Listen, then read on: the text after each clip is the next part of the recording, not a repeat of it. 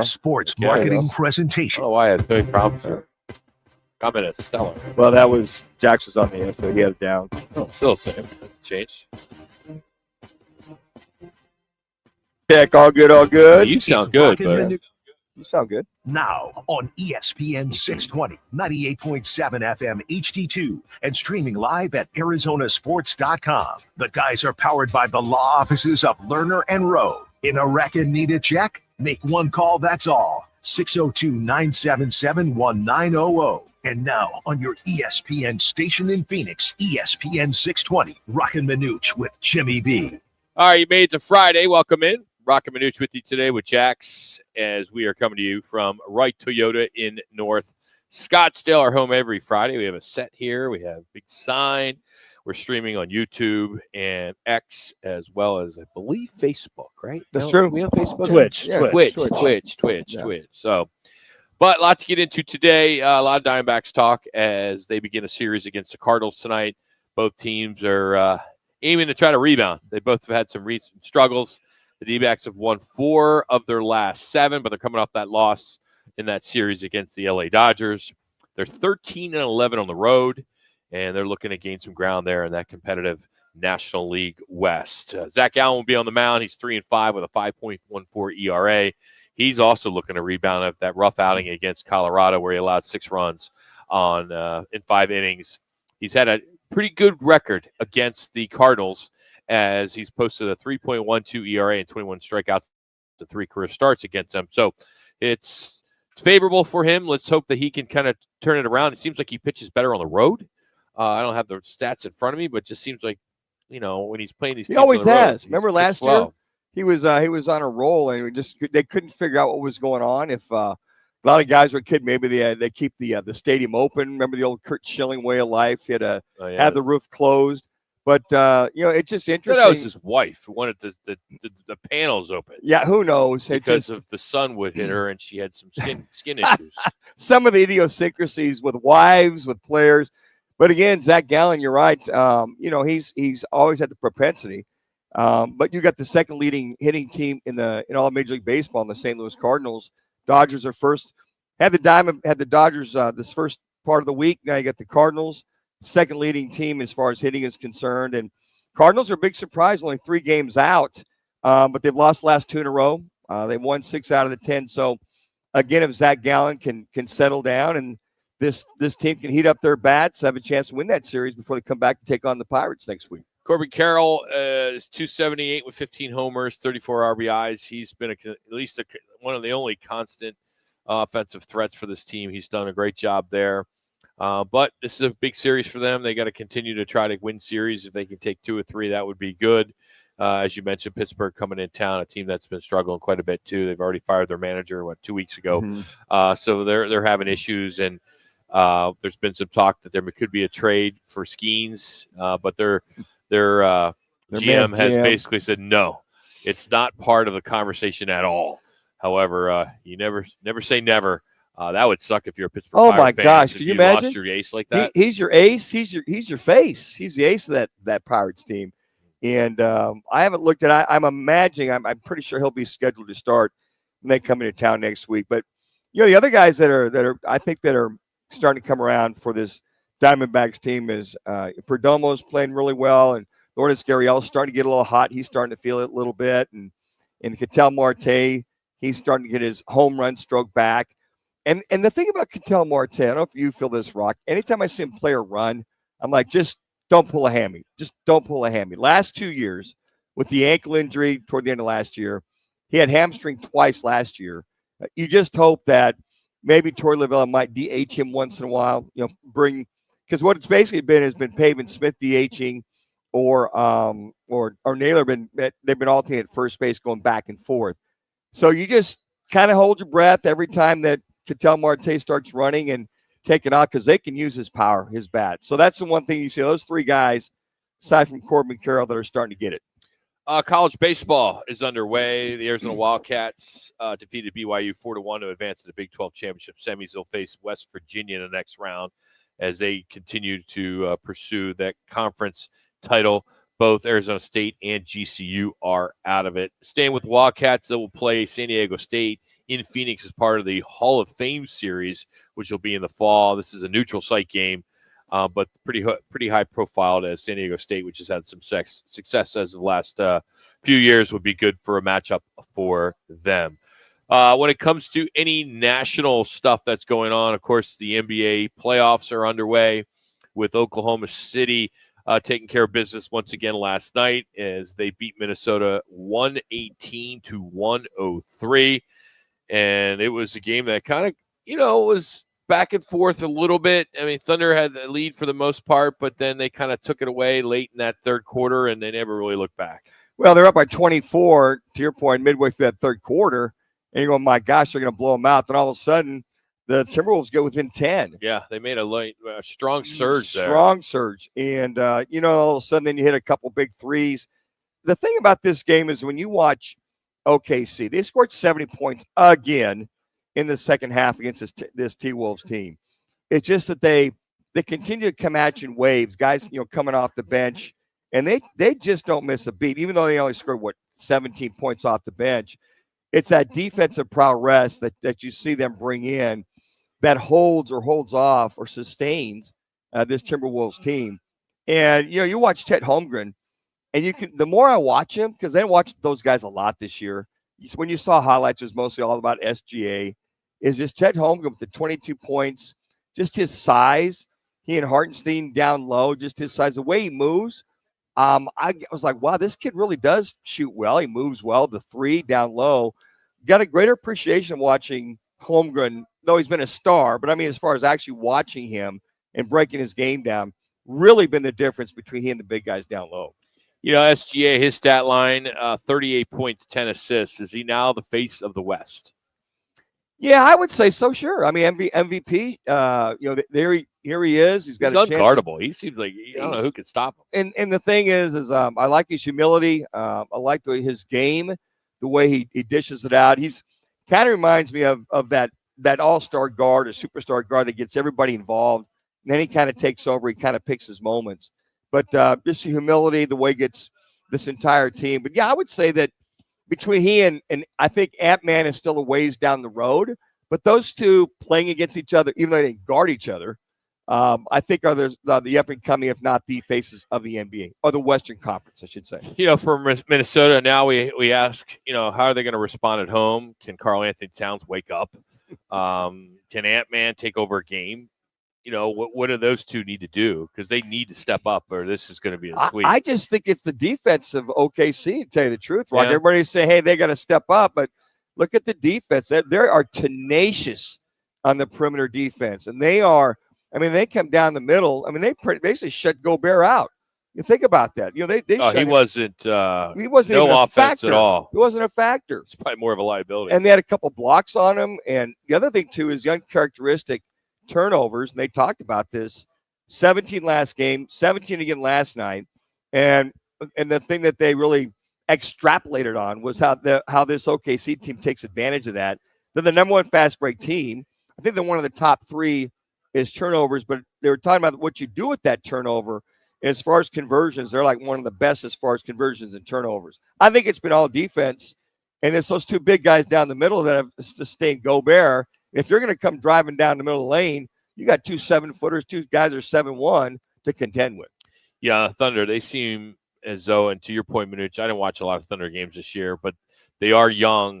It just seems like they're playing loose, and they have a lot of confidence. They move the ball. I mean, their ball movement, it reminds me, I was talking to Jackson a little bit, that it reminded me a little bit of the way Golden State was. They won, 3 out of the 4 titles, how they move the ball. Now, Golden State had more shooters than this team does, but just the pace, the movement, guys cutting to the basket, backdoor cuts, all of those things that you do, I guess I call that a lot of energy. And to me, they just got more energy and more execution of their offense than you see with Minnesota. But I would have thought Minnesota would not get blown out like they have these first 2 games. Not see that at all. Game 2 of the Knicks and Pacers tonight from Madison Square Garden. We'll see if the Knicks can make some adjustments in their defensive strategy and kind of focus when it comes down to the wire. That's where they blew it against Indiana the other night. So that game will be coming up here on ESPN 620 about 5 o'clock. And I'm just everybody's talking about, the minutes that Thibodeau's got his guys playing. And I'm like, look, this is the Eastern Conference Finals. In the finals, you find the energy.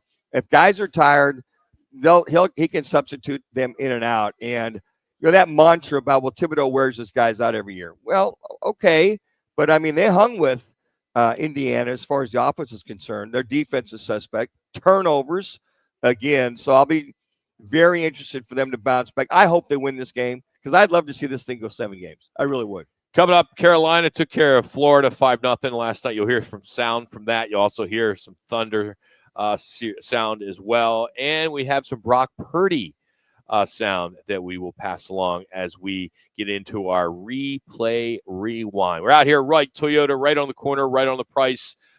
Big Memorial Day weekend sale here. We are here till 4 o'clock. It's Roc and Manuch with Jimmy B here on ESPN 620.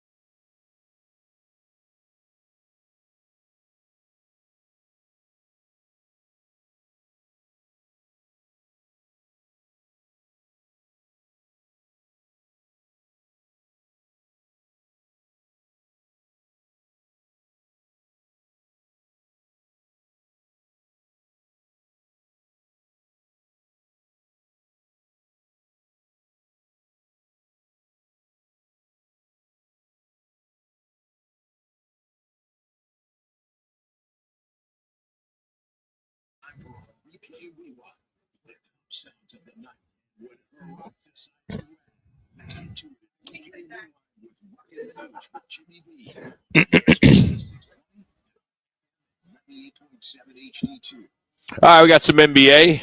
Last night's game plus a preview for tonight's Indiana-New York Knicks game in Madison Square Garden. Some NHL, and we'll finish up with Brock Purdy. But let's start with Oklahoma City and Minnesota. Alex Caruso, 9 points last night.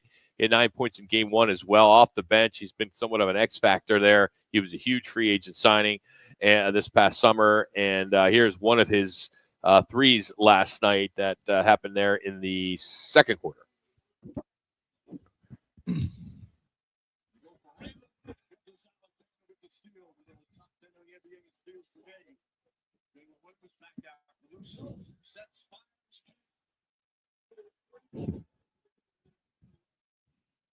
So there was an incredible sequence towards the end of the third quarter, which extended their lead to 22. It made the score 93-71.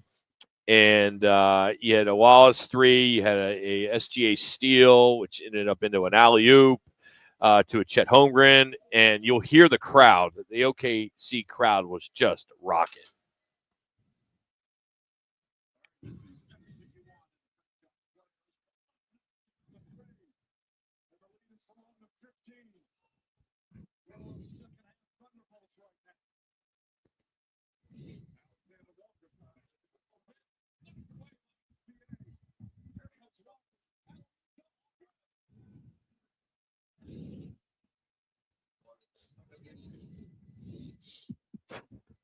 That's all courtesy of ESPN. Great environment there at Oklahoma City. And here is the final call of the game, courtesy of the Four Letter Network.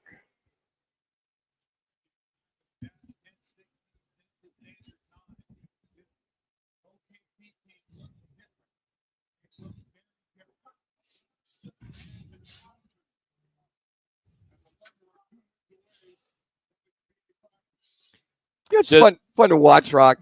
Is this the crowd is very collegiate with the shirts and then the way they are. We just heard the enthusiasm, but that's very rare. You see a lot of teams like that. I remember the Miami Heat when they had their whiteouts, but just so cool to see the different colors, to see that kind of a college enthusiasm as far as that they bring. That's a rarity in NBA basketball.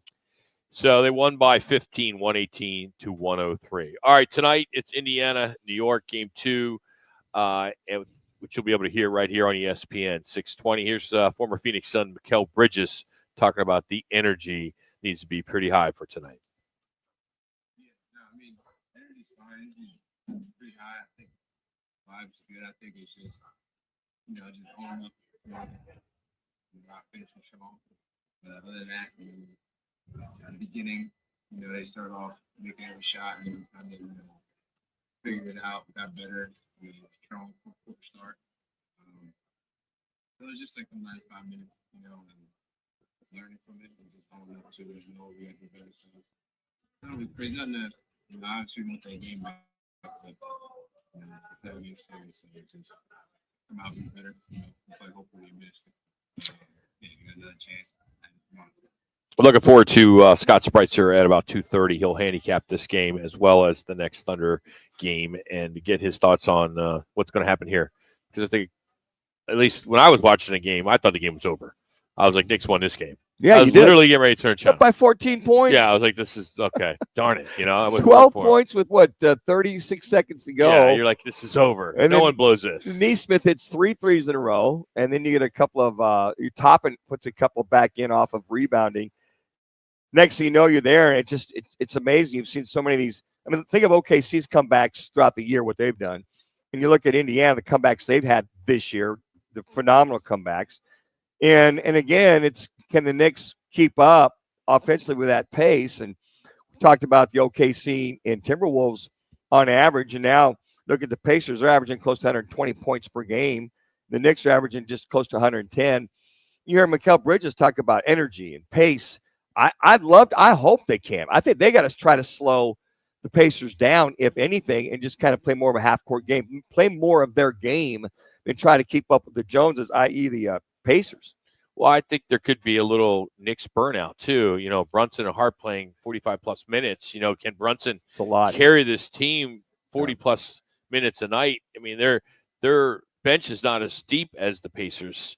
So I think that's going to be tough. And what Coach Thibodeau, what's he going to do? Can he trust his bench? Does he trust his bench? And they don't have the depth off the bench per se. They really don't. I mean, everything favors the Pacers right now. That's why I think if you're the Knicks, you got to go all out. You got to do everything you can to win this game because you get on the road in Indianapolis. You hate to see both these teams, both these conferences sweep their opponent. You want to see at least some competition. But I think if the Knicks can play their defense and slow it down a little bit, that they can win this, that they should win tonight's game. All right, let's shift gears and talk some NHL hockey. Panthers are up 2-0 Here was the power play goal late in the third period, which put this thing away at 5-0.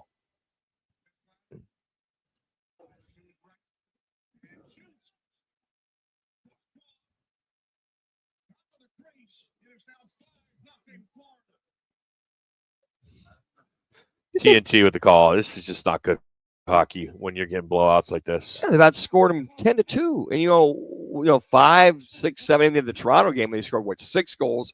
That was Toronto fired their president today. I saw that. But when you see you know hockey better than I do. The progress they have with the power play. They got 3 goals in that Toronto game off the power play. I mean, they're very adept off the power play. But I'm like, it's game, set, match early in these games. And when they've outscored their opponent, you think of 16. They've outscored their opponents, 16-3 last 3 games.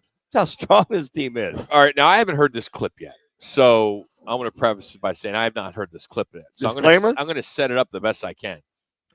What I'm told and how this is supposed to be set up, it says San Francisco, Brock Purdy on, quote, not taking every penny for himself in this new contract.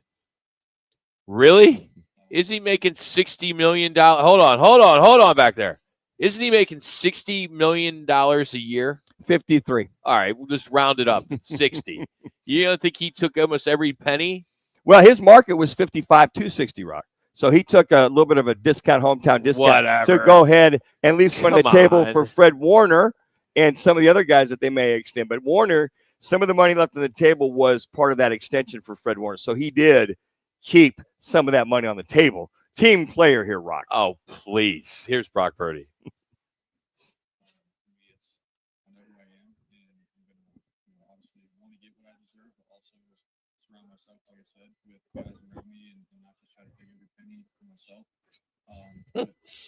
Come on.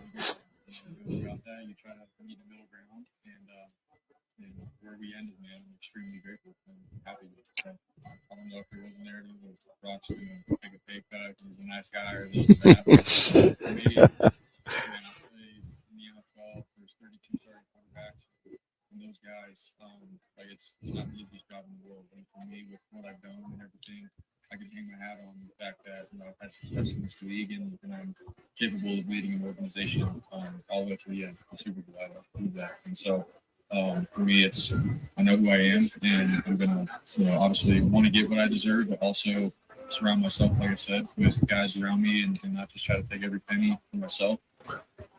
He said it twice. Mm-hmm. Yeah, he just didn't want to take every penny. Well, Brock, he really his number was 55 to 60. They offered initially 45. So he came back. He left $2 million on the table. He might. Well, you look at the long haul. You said $53 million, right? 53. And if his market's 55 to 60, so he left $2 million. Okay, so there's some money there. You go toward the cap. $2 million, like you and I leaving $2, on the table. I will say that level. Well, look at all the renegotiations that Tom Brady did to get guys that come in there. He's extended his contract. Aaron Rodgers has done it. You look at all the guys over the years that have done that to make sure there's money. They can reorganize the money in order to have the kind of players you want. I mean, he's wasn't going to take the whole bag and say, hey, I got mine, and good luck to everybody. And on top of that, he's not that kind of a young man. He wants to make sure that there are weapons for him to have, whether it's on the defense or the offensive side. Good for him. And I guess his first thing is he was quoted as saying in his presser that they're asking him, what luxury would you look to try to buy with this new contract? And he said he's a fisherman. He acknowledged that. And I know Brock gets out with his dad, and he'd like to try to get a bass boat. One of his first things to purchase when you get a $53 million per year contract. What would be your first thing? Say you're playing. You're playing the NFL. You're the kicker extraordinaire and kicker. You got what would be your as a kicker? I probably am a real good golfer. Yeah. So I would probably join Silverleaf. All right. Good. Or if I could get into Parsons Golf Course, maybe get in there. Rock, you could go join 5 elite courses for that kind of money. It's about $500,000 a join. Is it really? Oh yeah. Oh, okay. That'd be a nice treat for you. Yeah, I don't need a boat. Yeah. I mean, how old am I at the time when I'm making this money? Here, if I'm my age now, it's like it's different. I don't need a boat. I've had a boat. I don't need any of this stuff. Okay, so you're back. I think Brock's 25 or 26. So you go back to let's say 26 years old. You got the brand new contract. You sign, you're going to make take care of family. pay Pay those bills. My first thing, pay the bills off. Buy a big house, buy a new car. Just buy all the spend all about, the toys, spend about $1 million. Yeah, and then put all the rest of it away. Yeah, some nice investments. Yeah, all right. Hey, today's replay rewind is brought to you by the law offices of Lerner and Rowe. Need a check? Make one call. That's all. 602-977-1900. All right, coming up, we're going to go inside the clubhouse with D-backs radio analyst Tom Caniotti. What's the mindset heading into tonight's series against St. Louis, and can Zach Gallen bounce back? We're going to talk to him about that next. But first, here's Jax. Is it Jax or is it going to be Matt? It's Matt. Matt's going to do our update today. The Right Toyota ESPN 620 update. Here's Matt.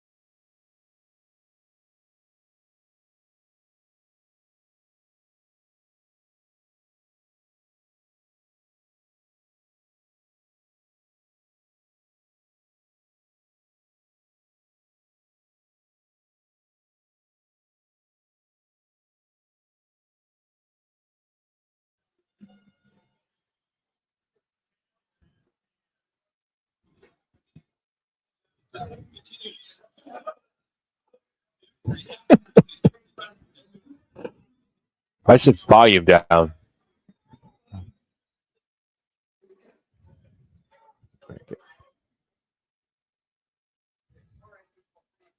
right, Tom Candiotti joining us here on the Right Toyota guest line. How we doing, Candy? What's happening? Yeah, well, I felt bad, Candy, because we have a new producer today, and he kept lowering the music, and I'm like, no, you got to play this whole thing. Crank it up back there, Matt. It's the best opening radio. Well, he'll know for next time. All right, let's talk about this big road series in St. Louis. What's your sense of the clubhouse after dropping the Dodgers series? Well, that's a tough one, because when you look back at the Dodgers series, very easily you could have won all three of those games and at least come out 2 of 3, and you come out, just winning 1. So that's kind of exciting, especially, when you won the first game. And all you need to do is win one other to win the series, because these are important series. Play right. And so that one really stung. And but I think there's more of a refreshed enthusiasm in a way, because you're getting J-Barn back today. And, so that's going to be a big thing. That'll immediately strengthen the bullpen, and that's been a problem. And Tom, before we talk about Martinez coming back to the bullpen, Corbin Burns, what is it he's figured out these last 2 outings, which he's had so much progress on the mound? His cutter, so he was uncomfortable with his cutter, and as he was throwing it, you could see it was like wide, it was glove side wide, it was arm side wide.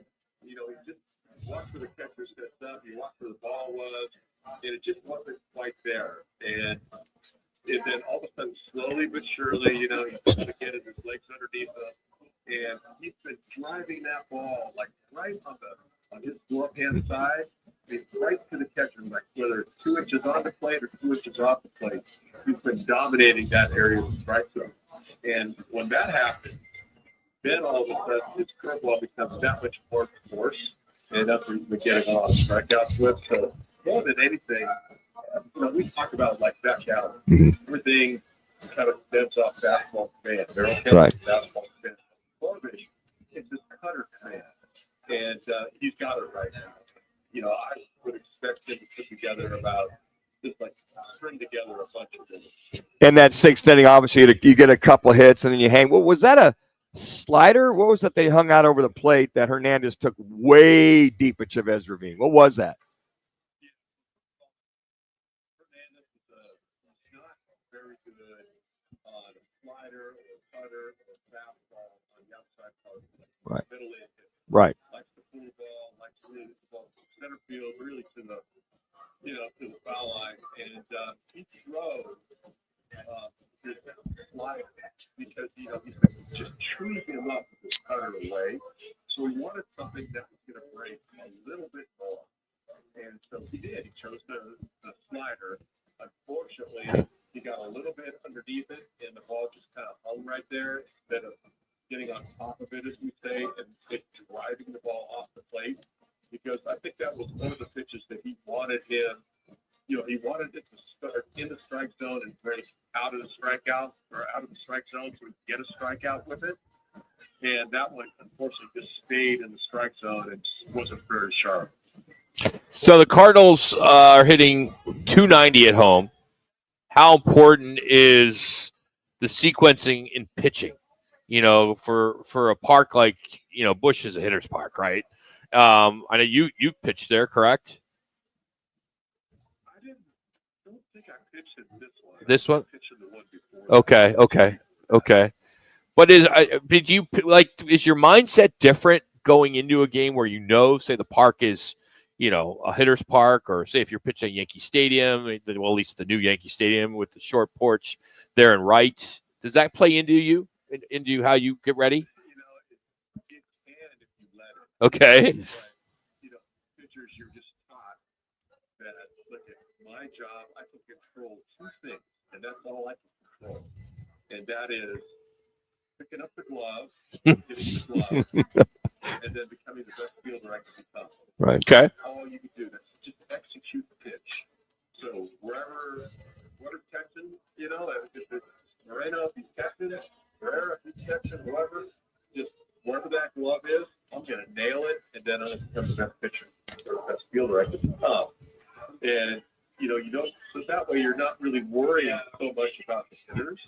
You're like, oh my gosh, what if I make a mistake?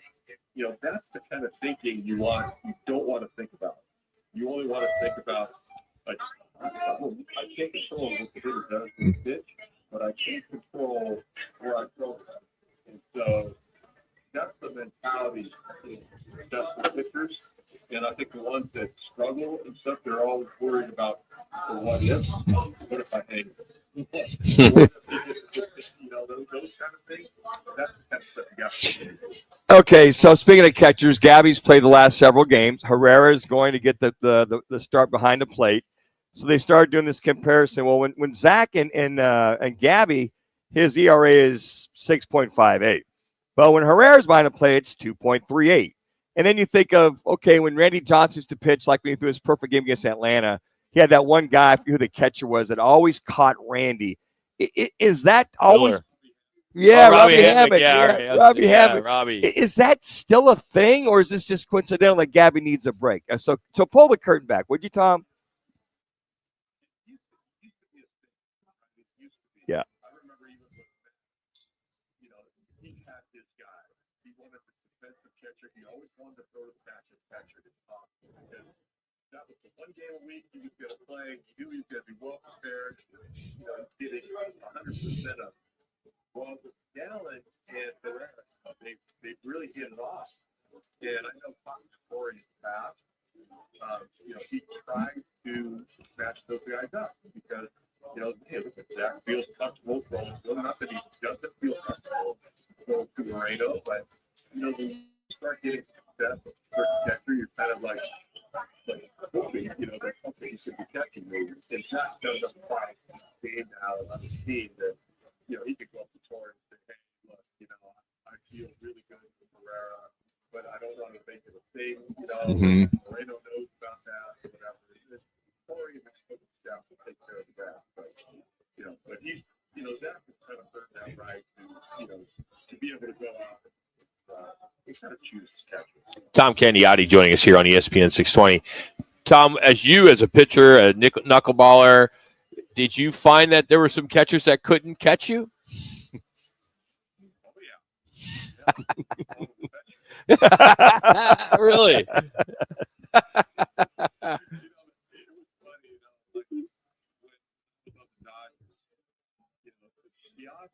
Really enjoy catching me a whole lot. You know, he was an easy guy to run on anyway. He didn't have the most accurate arm or even the strongest arm. You know, he was in there for his bat. We all know that.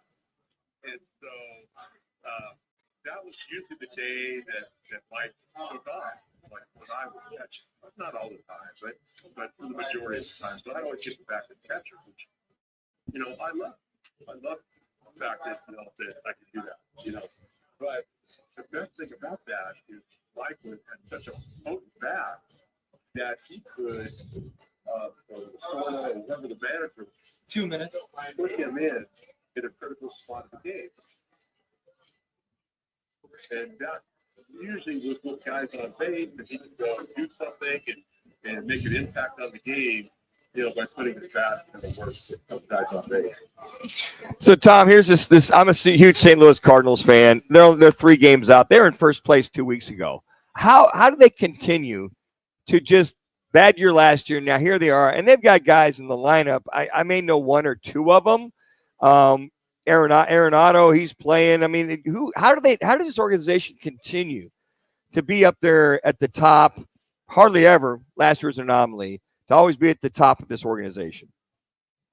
Yeah, you know, the Cardinals have such a long history, and you know, they have a lot of continuity in their farm system when they draft, it's developed, and you know, so you see that throughout really the history of St. Louis. 1 minute. Different when, you know, they signed Goldschmidt and Arenado made the trade for him. But most of the time, there are a lot of homegrown guys and, you know, their picks that they just kind of stick with and go.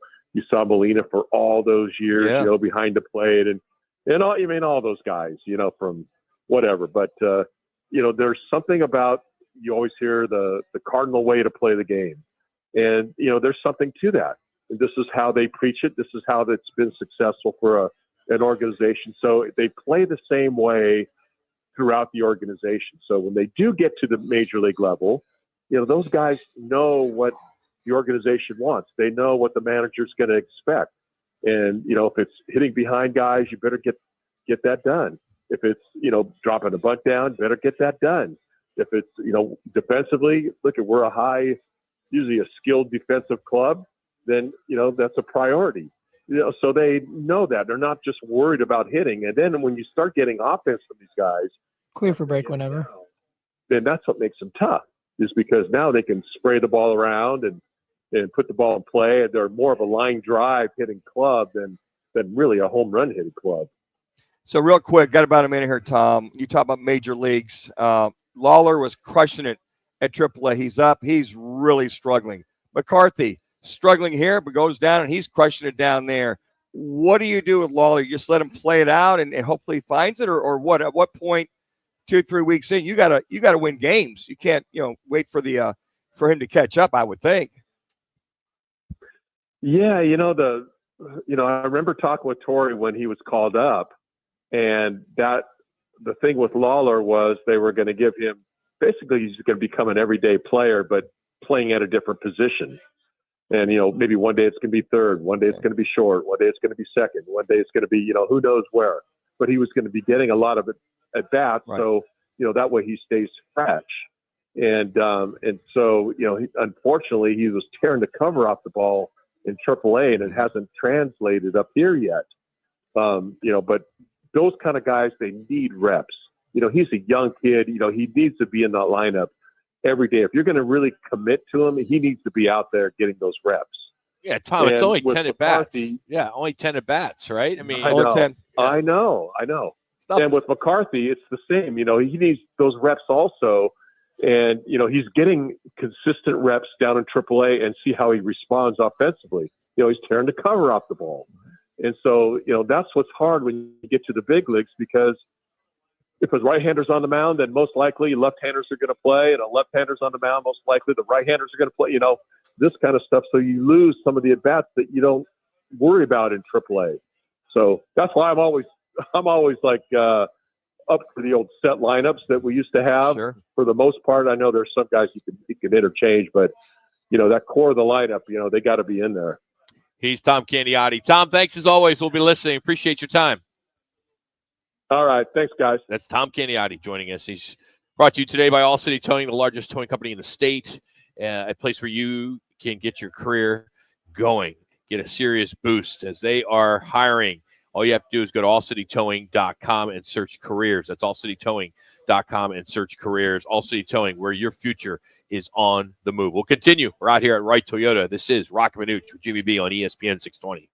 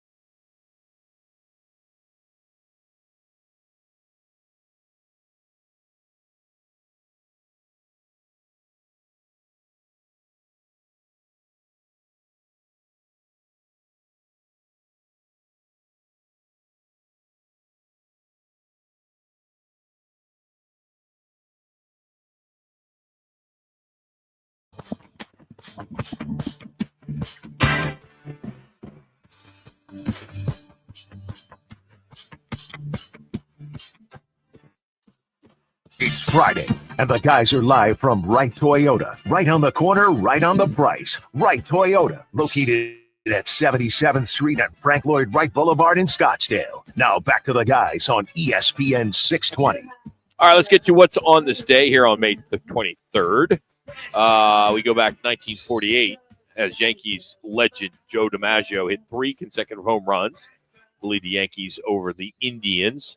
Also in 2021, Phil Mickelson won the PGA Championship at the age of 50, becoming the oldest major champion in the golf history. Speaking of golf, on this day is driven by Vans Golf Shop, in Arizona, serving golfers since 1963. Expert service, custom fitting, and a 90-day satisfaction guarantee. Visit worldwidegolfshops.com to find a location near you. I got to tell you, went in there the other day just to get some grips. I'm like, I'm going to have to leave my clubs. I'm like, hey, we'll do it right now.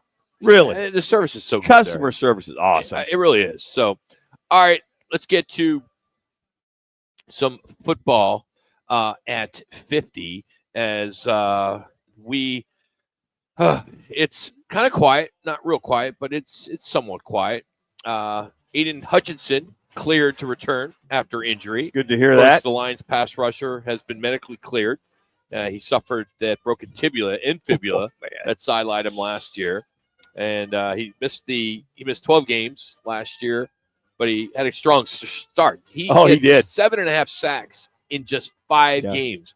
Imagine what he could have ended up with. You know, that he was the perfect storm for success. As you mentioned, he had early success. He had all those commercials that were coming online, and then he breaks that was a fibula or and tibia. But anyways, they still continue to run all the commercials, and but he was having one of those phenomenal years that you see for a defensive end to have. So attention now has shifted to his contract situation. There's discussions of a significant extension, potentially making him one of the highest paid edge rushers in the National Football League. So stick around. Let's find out how that goes. It's interesting how the Lions want to try to extend him and make it right. And here's Cincinnati with Trey Hendrickson. They're at odds right now. They're at a stalemate. I don't understand that at all. I'm like, guys, you paid your 2 receivers. You know, good for them. You've got that going. But, I mean, here, if you're going to build that defense, here's a guy that has proven it year after year after year, and they're balking at the numbers. And I think the biggest number is what I was reading the other day is the guaranteed money. Yeah, his number I think would be like 22 to 23 per year, and then there's the guaranteed money. But you know, the Bengals, they pay their receivers, they pay their quarterback, but they're not looking to pay, I think, an All-Pro who's year in year out an All-Pro. So the Steelers have officially signed their first-round pick, Derek Harmon, to a 4-year, fully guaranteed contract worth $17.9 million. This move comes, with the ongoing speculation that they will eventually sign veteran quarterback Aaron Rodgers. What's your gut tell you on that, Rock? Rumors. What's your gut tell you on Aaron Rodgers? Oh, he signed it. He had already said when he was on Pat McAfee, I think it was in maybe March, he doesn't want to be a part of these OTAs and spring practices or whatever you call them.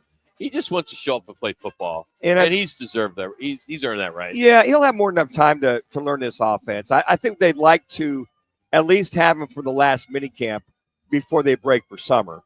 So if they can get him in with a week to 2 weeks, if he signs this weekend or next week, it sounds like it's a go. It's just he's got some personal things he wants to take care of back in California.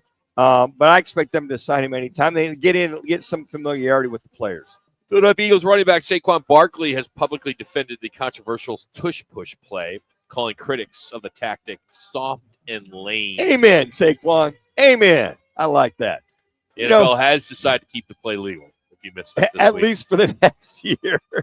I mean, it just drives me nuts, Rock. When somebody has success with an offense or a defense or whatever, if you can't stop it or compete against it, you want to change it.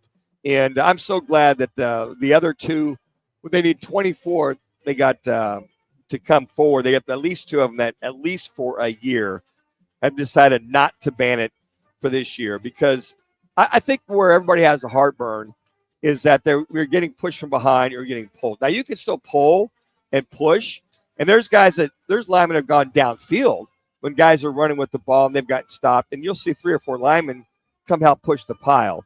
I think that's where the biggest heartburn was. Matter of fact, if they were going to try to eliminate that, it would be like, what's to eliminate? Just a regular quarterback sneak.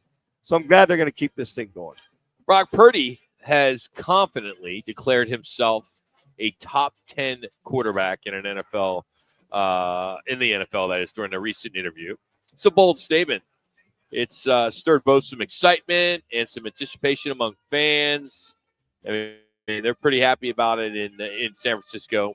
But a little self-assurance from one Brock Purdy. Well, I think he's proved it, Rock. I think he's top 10. Yeah, absolutely, he's proved it. I mean, he beats out. So what do you put? Patrick Mahomes first. I put Mahomes first. Lamar Jackson second. Yeah, either Joe Burrow or Josh Allen, 3 or 4. 3 or 4, exactly. Where do you put Justin Herbert? You put him next? I might put Herbert. Somewhere in there, about like 5 or 6. Okay, where do you put Jalen Hurts? Above, right there.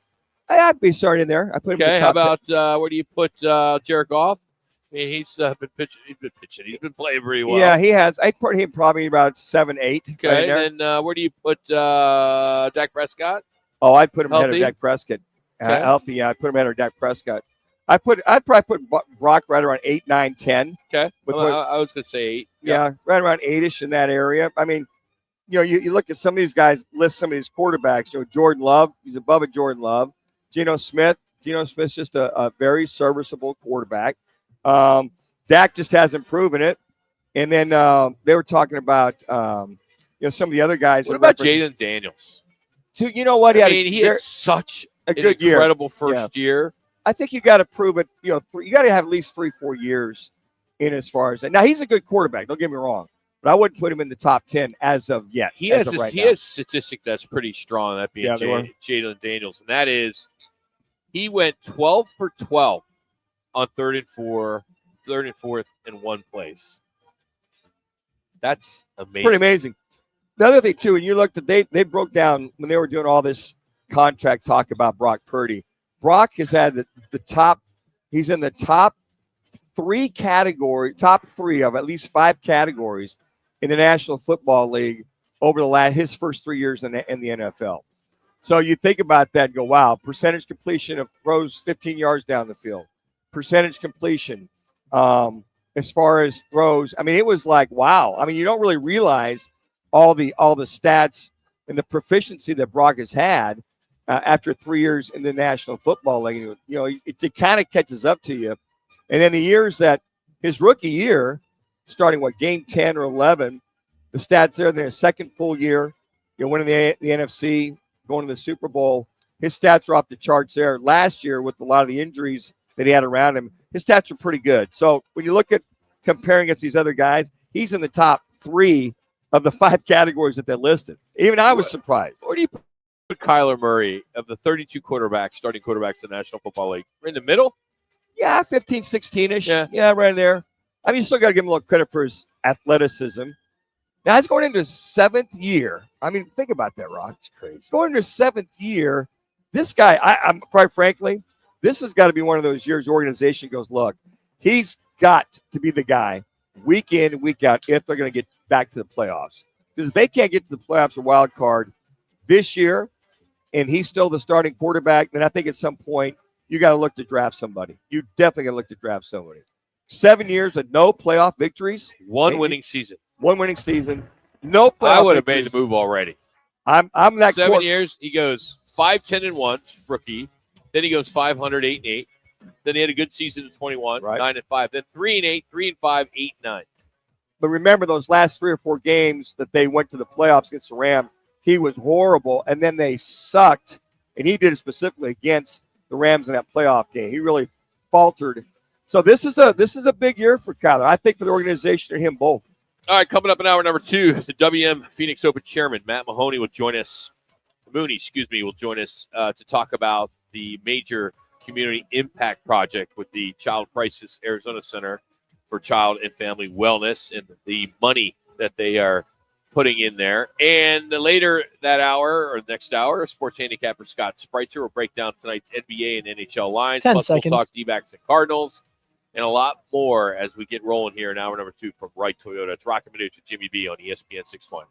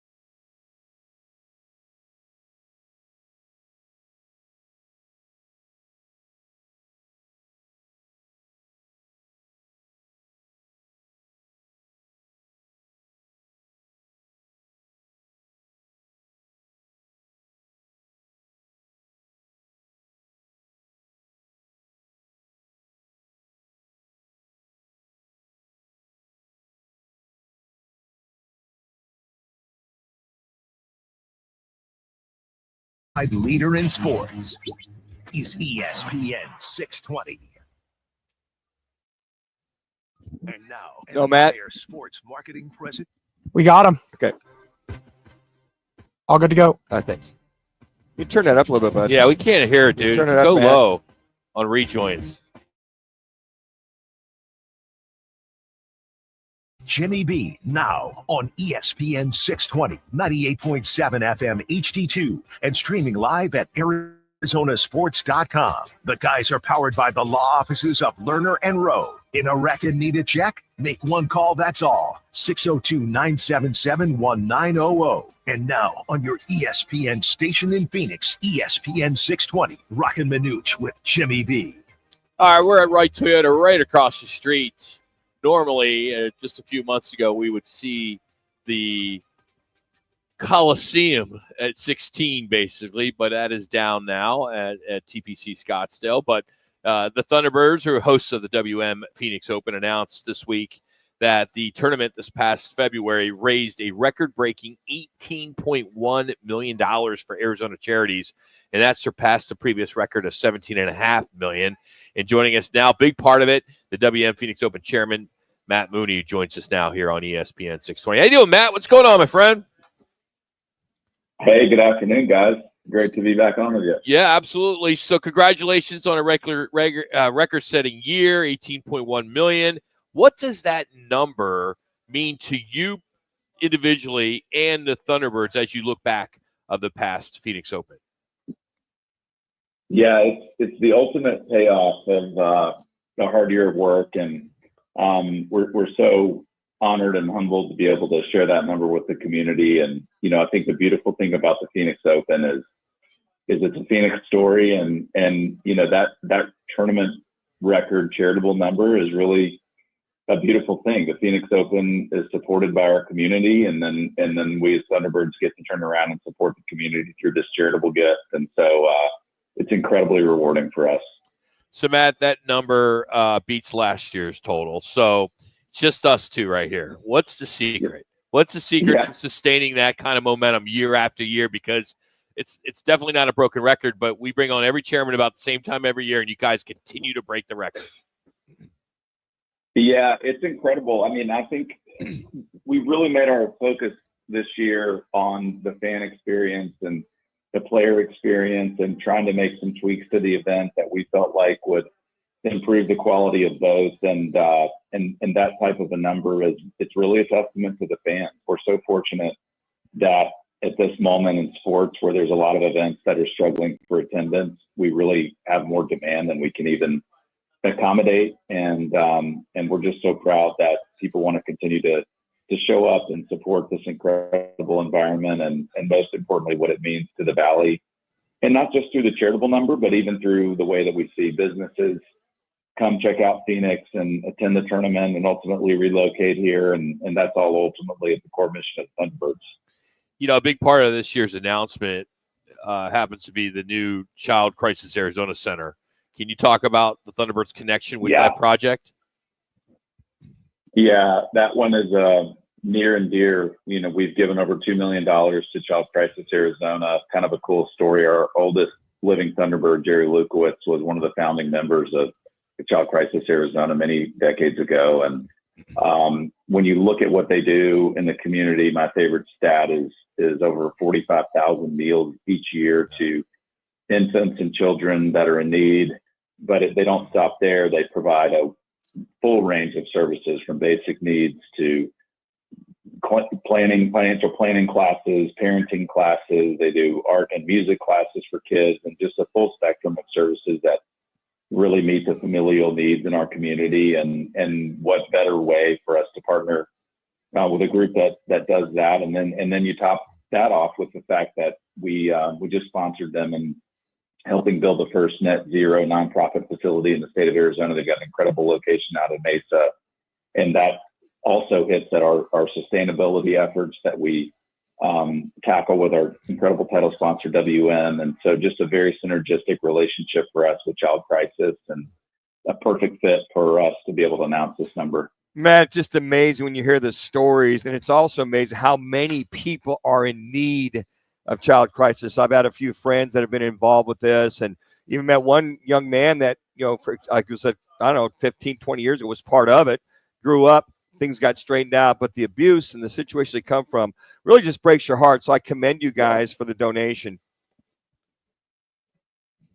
Thank you. Yeah, what could be more near and dear than children in need in this community, right? And teens. And it's sad that has to exist, and certainly is an incredibly motivating thing for us. I think for all the Thunderbirds, we're generally guys with busy lives and a lot going on, and we make a lot of personal time commitments to put on the Phoenix Open, and to ultimately get to see the payoff through organizations like Child Crisis is really the carrot at the end of the stick. And it motivates us, frankly, to want to go and do it even better next year. And I think that gets to the heart of your question: how does it continue to grow each year?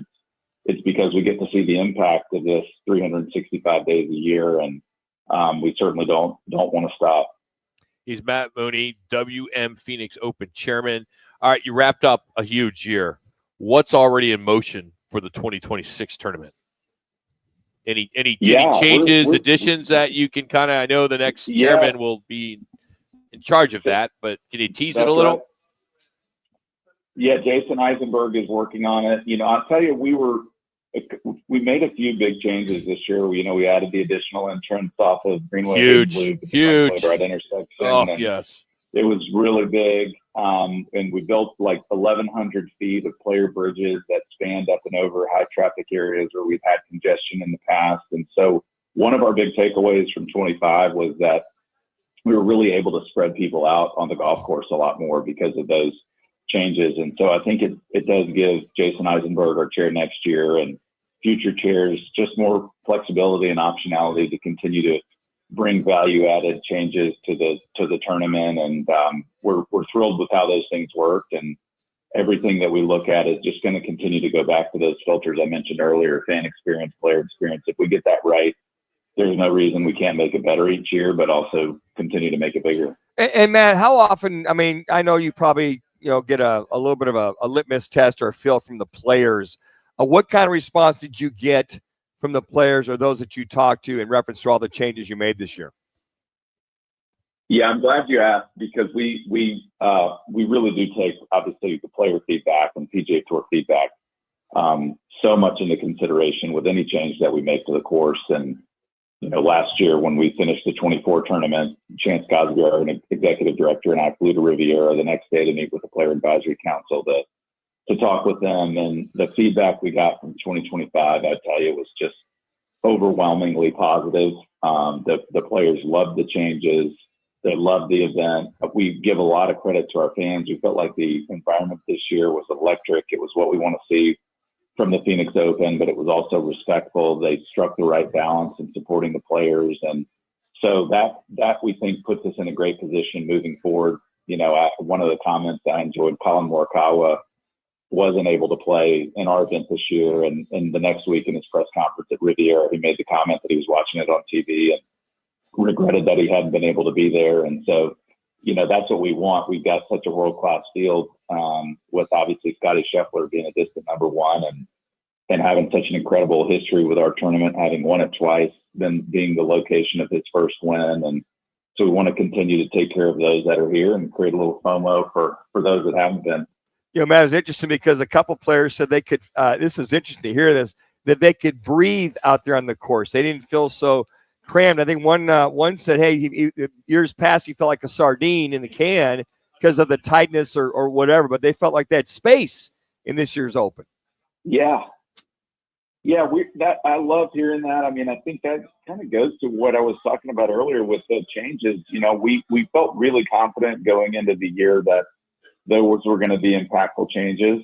But we were really pleased with how well it did change the traffic patterns around the course. And one we didn't talk about was that we spent a significant amount of capital at Desert Oasis and Fairway House out on the 12th, 5th, 6th, and 7th holes out on the west side of the golf course. And the goal there was to create a better environment for general admission fans that can't get into the 16th hole, give them another place to go.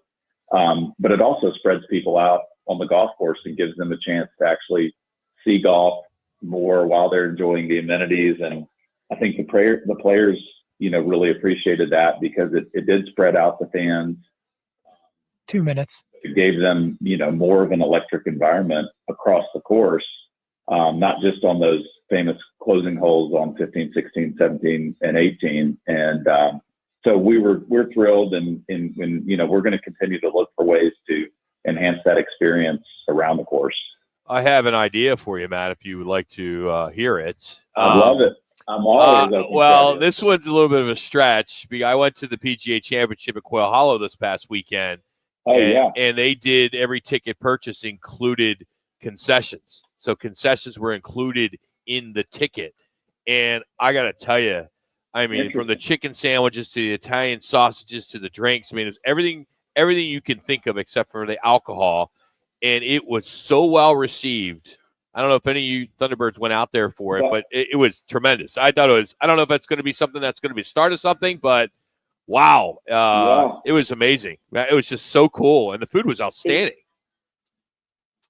Yeah, it's a good call. We played around with that a little bit this year. We had the Kiva Club venue and DraftKings Sportsbook. Yeah. And we did like an upgraded general admission ticket there. Clear for break whenever. But I think you're right. That the way the world is evolving is people, they want those amenities as they get on course. And so that's a great comp for us. We'll have to look into that. Yeah, that program, because you're right. I think if you get there and don't have to worry about the food and beverage, it's a big value add. Yeah, and I mean, you're still going to do your hospitality, the 16, 17, 18, all that stayed the same. They still had their hospitality, had a different, armband for that. But literally, you walked in, and your general admission ticket, they don't have as many people as you guys, of course. Quail Hollow is doesn't draw like the Phoenix Open, Right. but it was just something different, man. I go to one major a year, and I thought that was one of the coolest things I've ever been part of. And, it's just something different. But I think it's going to take a while for others to catch on. But you never know. You never know. I think you guys already started it with, like you mentioned, with DraftKings. That was kind of cool last year. But yeah, it is, and it's all about creating those, I think places where people feel like, what they make the effort to get to the tournament, they can be there all day and feel comfortable and really enjoy the experience. Matt, great job this year. Next year we won't bother you at all, so you'll hand it off, and you'll be a big chief. We'll get you as a big chief. I look forward to it. Appreciate you guys. Always great catching up with you. You got it, Matt Mooney, the waste management over the WM Phoenix Open chairman for 2025. So he'll be handing it off, and we'll get going, I'm sure, later this summer on what are some of the changes coming for the 2026, because he'll be here before you know it. All right, coming up, what's Arizona tossing on the grill this Memorial Day weekend? We've got the answer. Let's just say it's not hot dogs. Plus, Rolling Stone just dropped their top 50 one-hit wonders of the 2000s. So, and we're going to get you kind of fired up on what Memorial Day weekend is really all about, because half of Americans say yes, and Gen Zs, well, they got a different take. So we'll get into that, and you can say goodbye to the penny.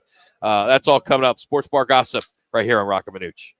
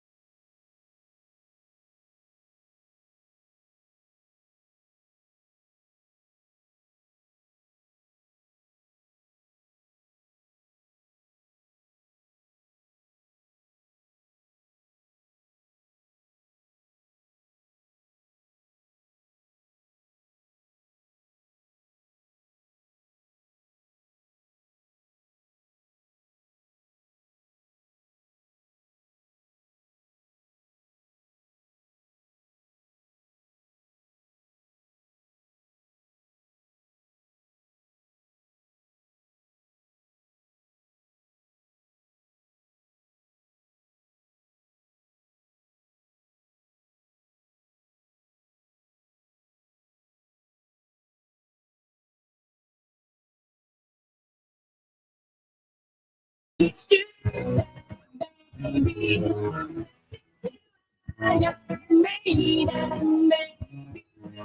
right, Rolling Stone. The guys are live from Wright Toyota. Right on the corner, right on the price. Wright Toyota, located at 77th Street and Frank Lloyd Wright Boulevard in Scottsdale. Now back to the guys on ESPN 620. See, now we should play the music. There we go. All right, go play it again. Matt, fire it off again. Fire it off, everybody. Matt. We'll do the open then music normally. So, yeah,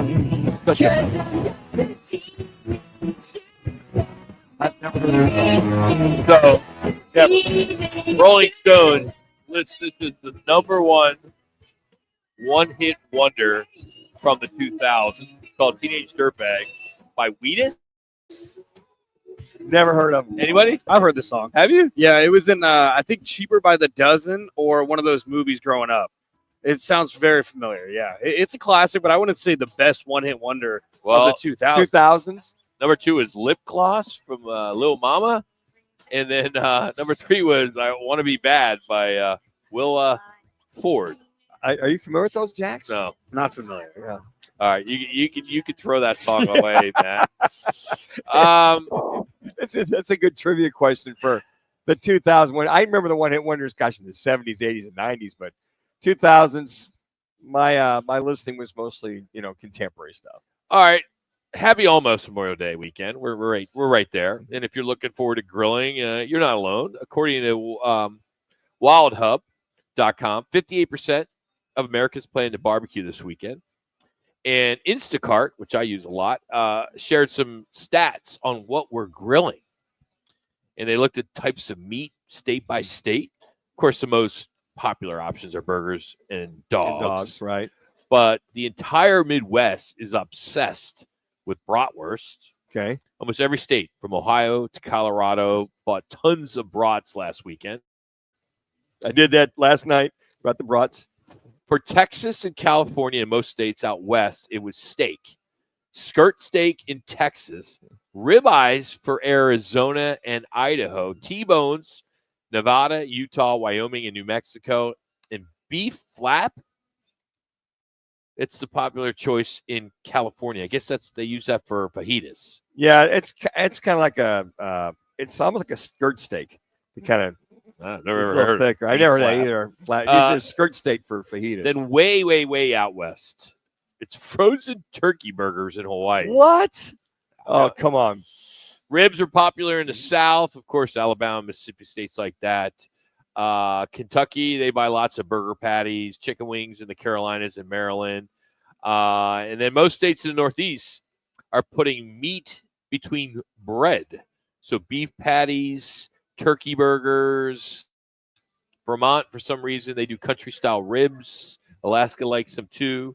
So pretty interesting. I used to do ribs all the time. It's kind of my deal on Memorial Day. Just took too long. Just 3-4 hours, and I said, let's just get the brats. Then get those done in 10 minutes. I have friends that just they're marinating. It's like all that 2 days. I'm like, dude, just pick up the phone or just I don't know. I used to be all into that. I get it.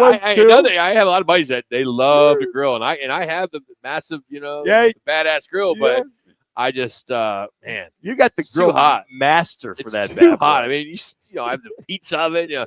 Anyway, I got a lot of those stupid toys that just I wish I never bought. All right, have we forgotten what Memorial Day is all about? I hope half not. of us think so. 52% of Americans think Memorial Day has lost its original meaning. Only 60% say remembering America's fallen troops is the first thing they associate it with now. That includes just 48% of the Gen Zers. The Gen Zers. Well, you did this first thing, and those that gave up their lives for us to have the freedom that we have. That's just the very first thing, and we got to always keep that, not just on Memorial Day, Rock. I think it's each and every day. Thank those men and women, veterans that give up their lives, all the world wars, and as of recent, that we have our freedoms that we have. And what we do on Wednesdays, yes, our once a vets. month, AM vets. It's a great. It's a little piece that we can try to help. Yeah, and folks, we do it every once a month on a Wednesday at 2:00. These stories these guys have come from, phenomenal, educated colonels, master sergeants, and what they're doing in the community now. And the biggest thing, just so you folks realize, is that just about every one of the individuals that come back, whether it's Afghanistan or Iraq or Vietnam or whatever, the PTSD is more profound than ever before. And we just got to keep that in mind. You see a lot of these men and women that are veterans with their service dogs, whatever, just be very respectful to them, because there's some major issues there. That those dogs are an absolute godsend for these people. They also talk about the suicide prevention line. So there's a lot of stuff going on, and not just acknowledging on Memorial Day, everybody, but I think during the year you have to understand that what they're coming back with and what they've seen is horrific. They're just trying to readjust their lives. Nearly 1.2 million men and women have given their lives over the last 250 years to put us in that place where we can just kick back, relax, and enjoy another hot dog. Yeah. So, again, good stuff there, Manuch. All right. Some people didn't think this would really happen when we heard about it a few months ago, but it looks like it will. The U.S. Treasury has just announced a big change to America's change. They've officially stopped making new pennies, as President Trump in February ordered that the U.S. Mint stop making them. Every penny costs almost 4 cents to manufacture. I saw this. So it's supposed to save us money, an estimated $56 million a year. I don't care if you are right or left. That makes too much sense. Yeah. All right. I mean, sure, I'm for that. You may question some of the things that he does, but you can't question that one. I mean, I know there's some penny enthusiasts out there, and Lucky Penny Day, which is, by the way, today. Lucky Penny Day is the 23rd. So if you find one, you may get lucky. But I mean, think about that. I mean, that's 4 cents to make a penny.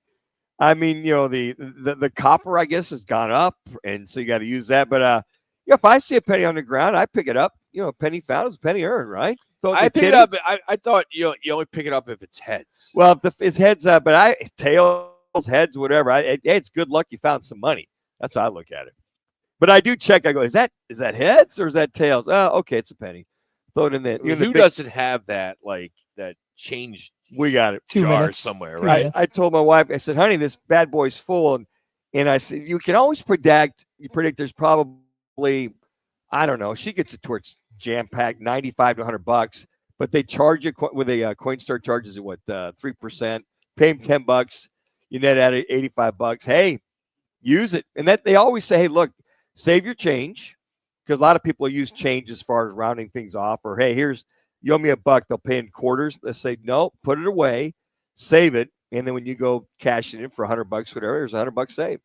It's a better way of doing it. I should do that, top it off. So what they're going to round it up now, Rock? If it's $20.37, you got to pay them. Is it $20.35 or $20.40? I'm dabbling in the bar business, right? Yeah. And there's some particular bars that are around where this bar is going to open in 3 weeks, and it's funny because I went over to this one particular place, and I think I ordered a high noon. Yeah, $9.72. $9.72. Okay. $9.72 at happy hour. Okay. Why can't these just round it up to $10 or $9? First of all, that's so expensive for a high noon anyway. Yes, it should it be is. 5 or 6. Coming in North Scottsdale. So I just don't understand that. I know everybody pays by credit card, so it doesn't matter as much. Sure. But come on. So I don't know. Figure it out. 10 years from now, they're going to round it up, so you'll have 0.50 as far as, because nobody's. It's what's going to take maybe 10 years to wash pennies out after it's all said and done. I mean, people will probably have pennies for years. Oh, I know. I would start cashing them in now. Well, because if they're going to go away, exactly. Or will the value go up if you find a 1958 penny or a 1972 penny or whatever? So who knows? Good idea. Hey, coming up, sports handicapper Scott Spreitzer from DocSports.com. He will handicap the latest NBA games. But first, here's Matt with your latest Right Toyota ESPN 620 update.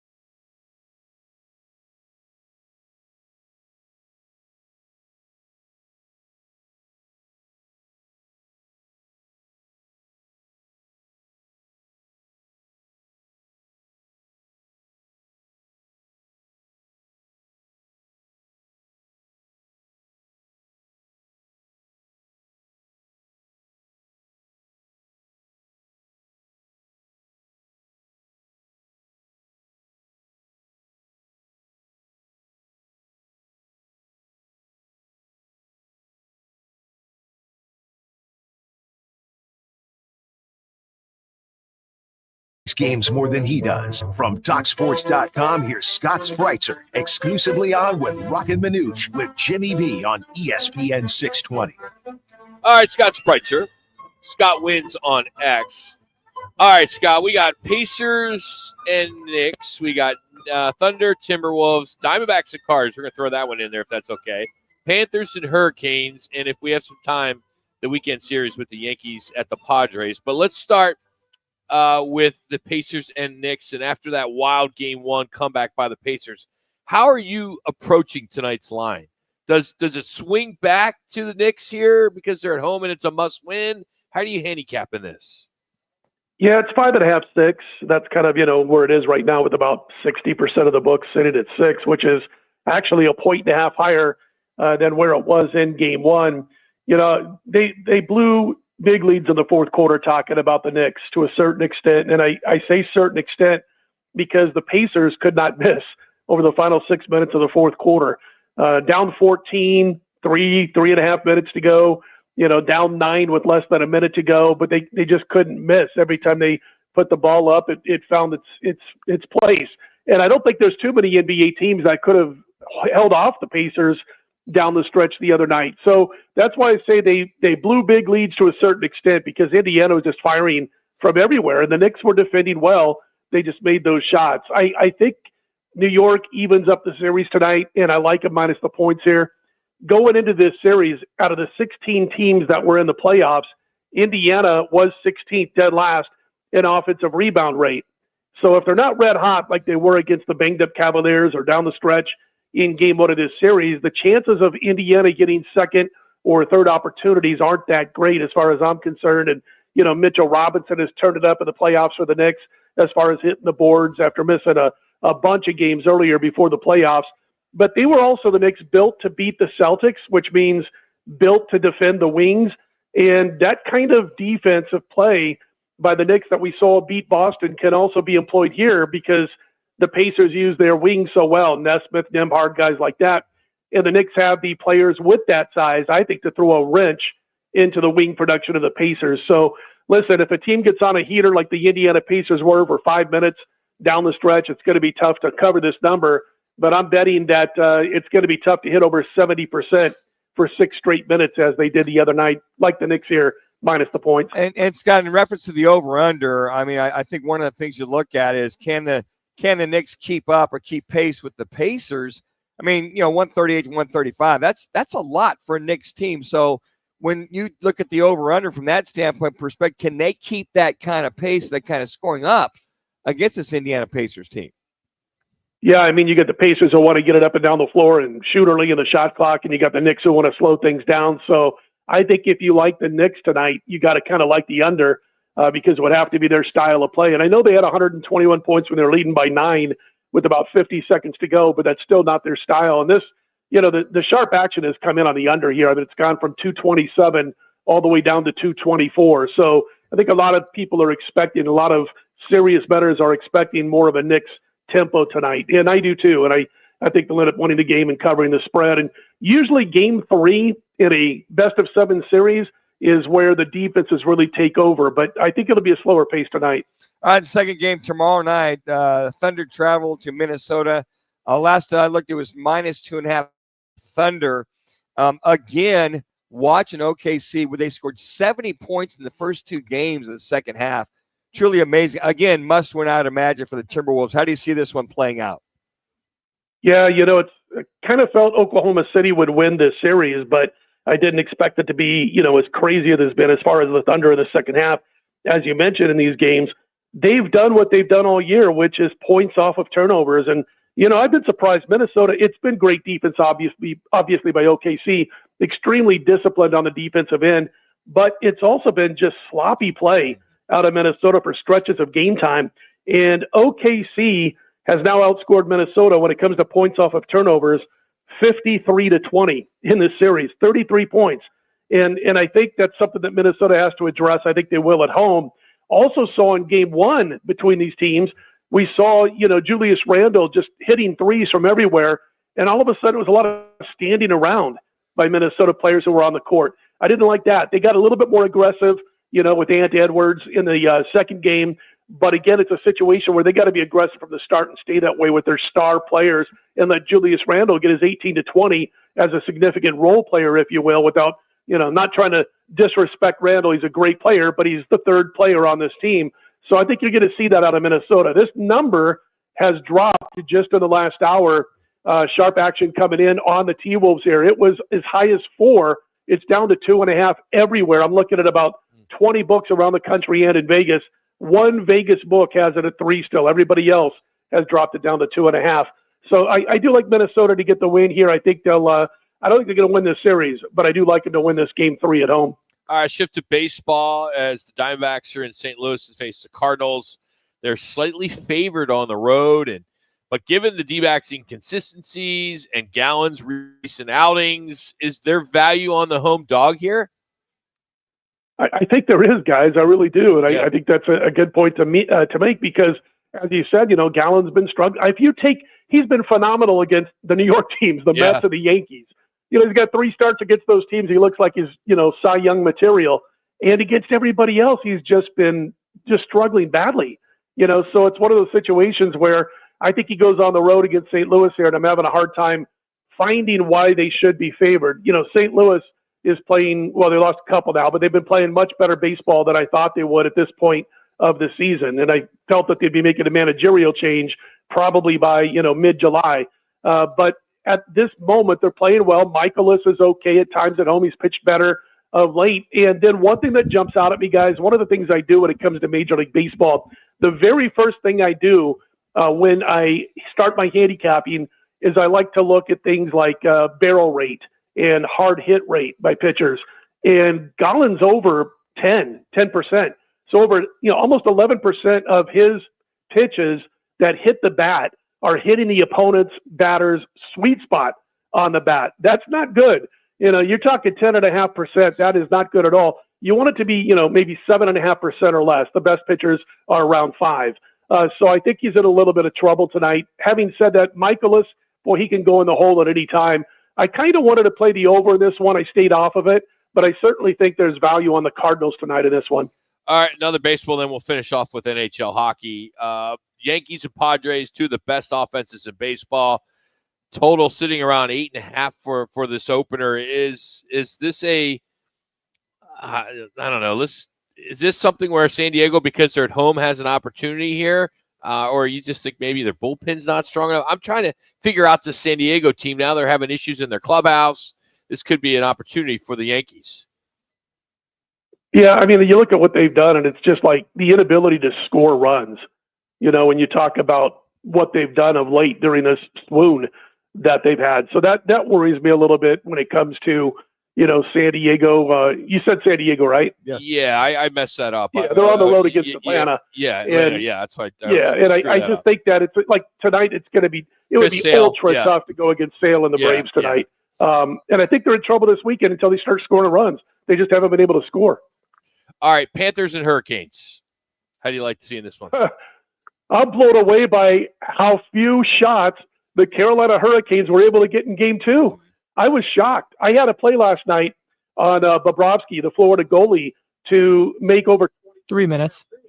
One of the reasons that I thought, Carolina could win the game, he's still going to get over 26.5, is because the Hurricanes are averaging over 37 shots on goal per game at home. And that's why I kind of did that involuntarily, because I'm watching the game. I'm like, can you get me more than 4 shots on goal in a period at home? So Florida owns this team right now. And this is one of those things when you want to go and play on a team that's down 2-0 and all but has to win a game, that first game on the road, or they're going to be done. But they're getting clamped down on like crazy. This Florida blue liners and the way they're controlling the puck is making life tough on the Hurricanes. They can't get any good shots off on goal.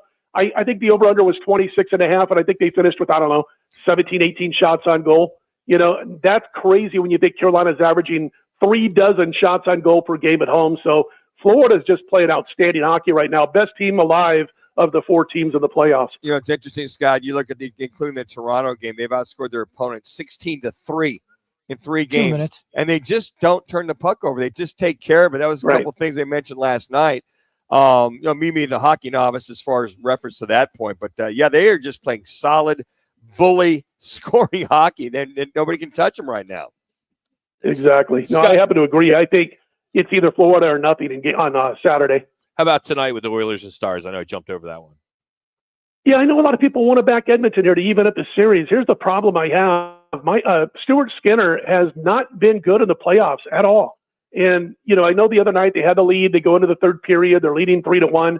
But all of a sudden, Skinner started facing a lot of shots on goal, and that was that. And, the Stars went nutso and scored like 5 goals on 11 shots in that third period to get the win. So if you look at what he did against Vegas, Vegas was really out of sorts against Edmonton, and Edmonton was really denying Vegas chances to get set up on the offensive end. But you take away a couple of starts he had against Vegas, those last two, and Skinner has an .872 save percentage in his other 4 playoff games. That's bad. Dallas forced Edmonton into multiple shorthanded situations, so maybe Edmonton can stay away from committing a bunch of dumb penalties that led to 2 or 3 goals. 1 minute. Period.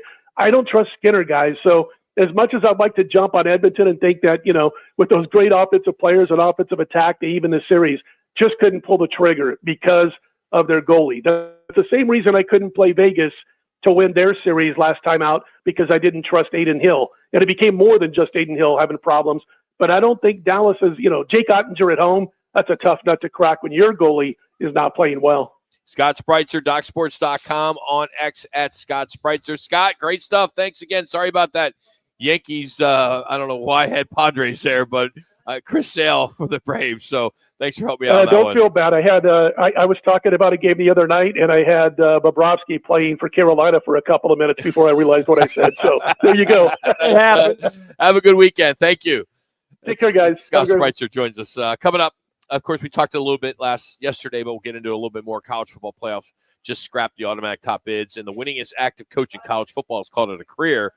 Plus, ever wonder where the phrase "close but no cigar" comes from? We got the answer next, as we got some random facts and some football shakeups as we get getting done the hour of 2, that being the second hour of Roc and Manuch with Jimmy B right here on ESPN 620.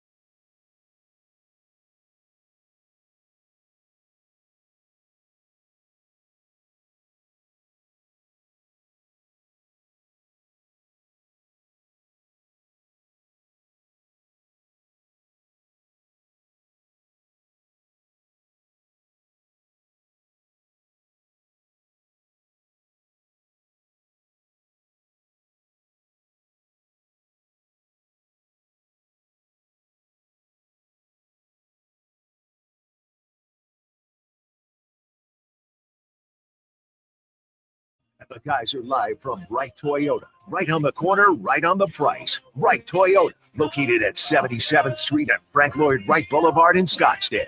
Now back to the guys on ESPN 620. All right, got a few random facts for you today. Boise State University famously has the blue turf that many of you know about for their football field. They actually trademarked the idea of having a non-green artificial turf. So if anyone else in the world wants to do it, they have to get permission from Boise State. Really? No fees included? Just get permission that you got it? I don't know, Manuch. If I told you there's fees, I would have put it. I would have said. Well, the reason why I say it is because when Bill Snyder took over the K-State program, he developed that Power Cat that you see now. That was his design, and he copyrighted that Power Cat. So if you're a high school or college, you want to use a Power Cat, he charges you $1 just to say give you $1 and he donates or whatever. So that's his $1. $1. Like I know Mesquite High School out here in Gilbert, when they first came on board, they used that Power Cat, Really? Yeah. So, matter of fact, the principal was telling me this story over there at Mesquite. Said, yeah, coach, you have to get permission, number one, to your point. And he says, yeah, charge $1 and send it in and we'll donate to it. So when you copyright something, sometimes they charge you. The phrase close but no cigar, do you understand where that comes from? No, but I'm anxious to hear where this origin came from. So it comes from carnivals in the early 1900s when they used to give out cigars as prizes for winning games. Gotcha. Okay, versus teddy bears or stuffed animals nowadays. This one, our last one for our random fact of the day, the record for the most flowers sold in a single day. Mm-hmm. Can you give me a guess? Now, it's in the 70s. Okay. And it was the day after someone passed away. Oh, in the 70s, the day after someone passed away. Oh man. I'm gonna say, nationwide flowers sold. Yeah. United States. I'm gonna say 5,320,000. No, not the number. Not the number. Yeah. But why? Like, what was the day? Oh. What was the day? Someone passed away. In the 70s. Who was it that passed away that made this the record for the most flowers sold on this single day? Man, and that was 1977 is your clue. 77, man. And this actually happened the day after. Elvis Presley. Yeah. Elvis Presley. Why? But why? Well, he was the king, Rock. Who are you sending flowers to? Well, maybe to Graceland. The only thing they send the flowers to Graceland, and he was that big. Oh my gosh! To be the number one day, not Valentine's Day, not Mother's Day, not Easter, but the day after Elvis died. Yeah. It was. A matter of fact, I'll never forget. Google that. When I was coming back from working out at the stadium at K-State, pulled in the parking lot and had my great four-door Ford Maverick. Got the radio on and breaking news: Elvis Presley has passed away, and it was like 3:00 in the afternoon when I heard that. And I'm pulling into the athletic dorm, and that's it's the summer of '77. Matter of fact, was it August, I believe? I'm trying to think, but it was just phenomenal that the outpouring for a whole week.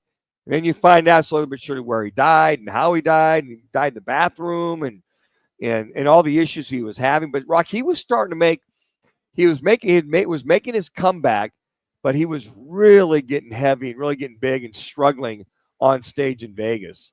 And in the movie Elvis that came out 2-3 years ago, the guy that played that role depicted him perfectly. But yeah, that was you just kind of stopped and went, he was only 40 or 41 or 42, and you went, Elvis Presley can't die. He's part of our childhood. He's part of the movies, part of that whole thing.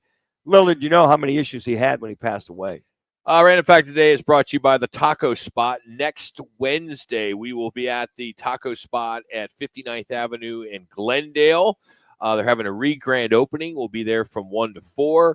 We're going to be giving away Diamondback tickets, Rattler tickets. The Diamondback tickets are going to be for the Ketel Marte Silver Slugger Cap on June 14th at Chase. So it'll be a huge, huge game. So we'll be giving away tickets. It's called the Parte at Chase Field. Creative. So, good stuff. Not us. I took that from the D-backs website. By the way, it's northeast corner, 59th Avenue and Thunderbird. That's where we'll be. It's Thunderbird. Thunderbird, yeah. Not Glendale. Okay, it's in Glendale. It's in Glendale, 59th Avenue and 3rd. See, Right that's there. what you're good at. I just Yeah. got the address. You looked it up I already. looked it up. Make sure we're all right. Yeah. Hey, Football 50, Kevin Donnelly, who?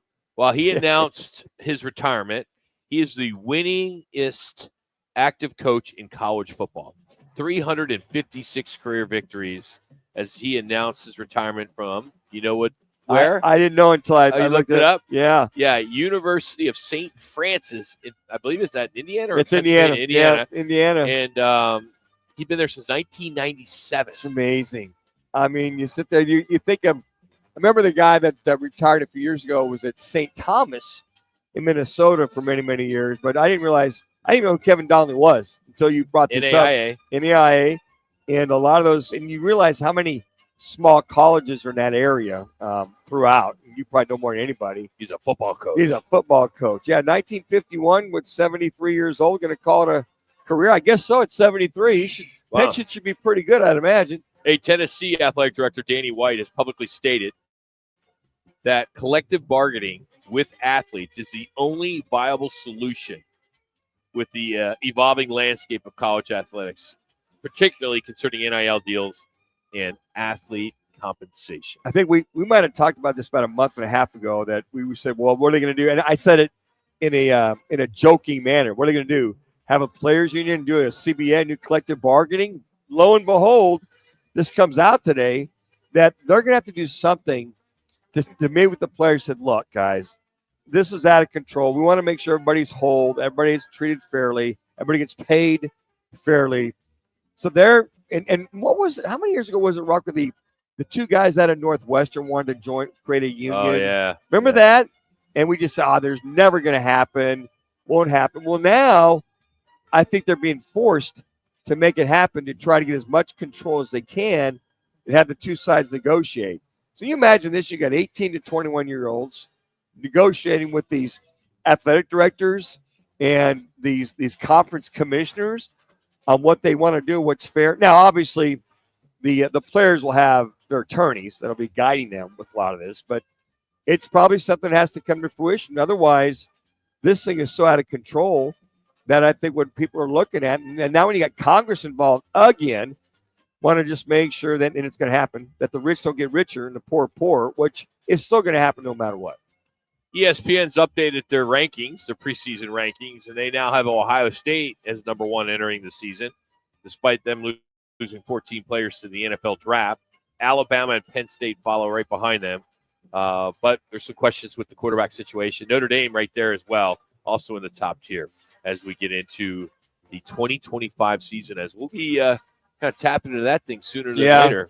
Yeah, that's just right around the corner. And it's interesting because so many of the quarterbacks and players, they only come home for a week or two, and then they go back because they can legitimately practice, pretty much year-round. Coaches can't be on the field, per se, but the quarterback or the guys can kind of have the script and kind of run the practice. If these players are not getting paid, then there shouldn't be any blackout dates to be able to practice, not practice. I agree. They're no longer student athletes, so what's it matter? And the other thing, too, you bring up a good point in reference to why the blackout dates for recruiting. I mean, why not be able to recruit year-round? It's kind of contradictory that there's this dead period of 4 weeks that we can text. Well, look, if it's kind of like in the National Football League. Well, we got the legal tampering going on today. But, just make it all fair and love and war. Just get control of it. Otherwise, it's contradictory. Well, we can text them, but we can't talk to them. What? Yeah.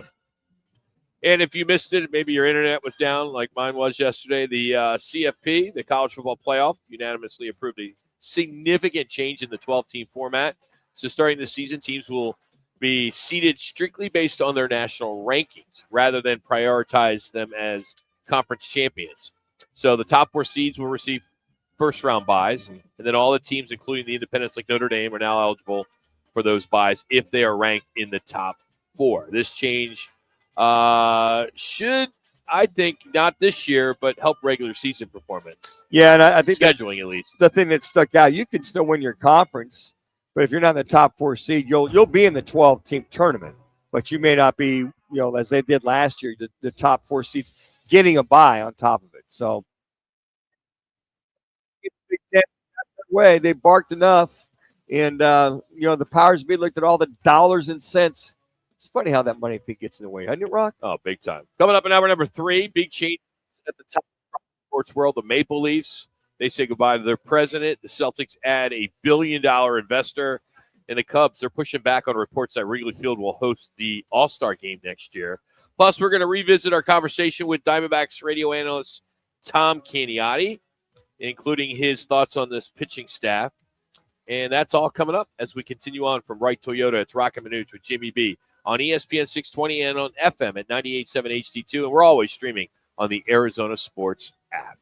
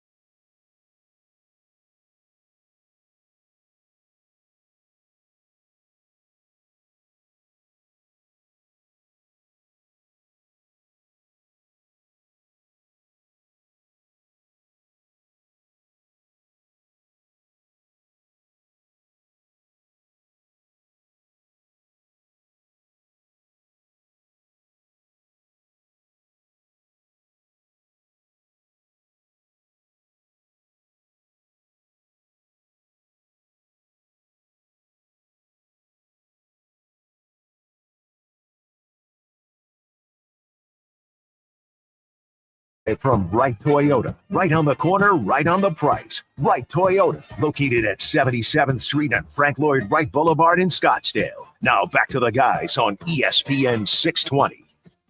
All right, D-backs get going here. Just a couple hours as they're in St. Louis. A big series with the Cardinals. Both teams are hoping to rebound from their recent struggles. Arizona's won 4 of their last 7 games, but they're coming off a series loss, of course, to the Dodgers, where they only took 1 of the 3. They're 13-11 on the road, so that might be an advantage. Zach Gallen is on the mound. He enters tonight's game with a 3-5 record, and he is just over 5 at the ERA. He's looking to rebound after that rough game against Colorado. And I don't know if it was that rough. He did get, some runs scored on him, but I think he left the game and the Diamondbacks were up at the time. I think they were. I think the one thing, he's been throwing a lot of pitches. That's their concern. He comes out of a game in 6.5, 7 innings. He's throwing close to 100 pitches. And that's a lot of pitches. So they're concerned. They feel he lost his control a little bit. And you're right. They're taking on a Cardinal team that's lost 3 out of the last 4.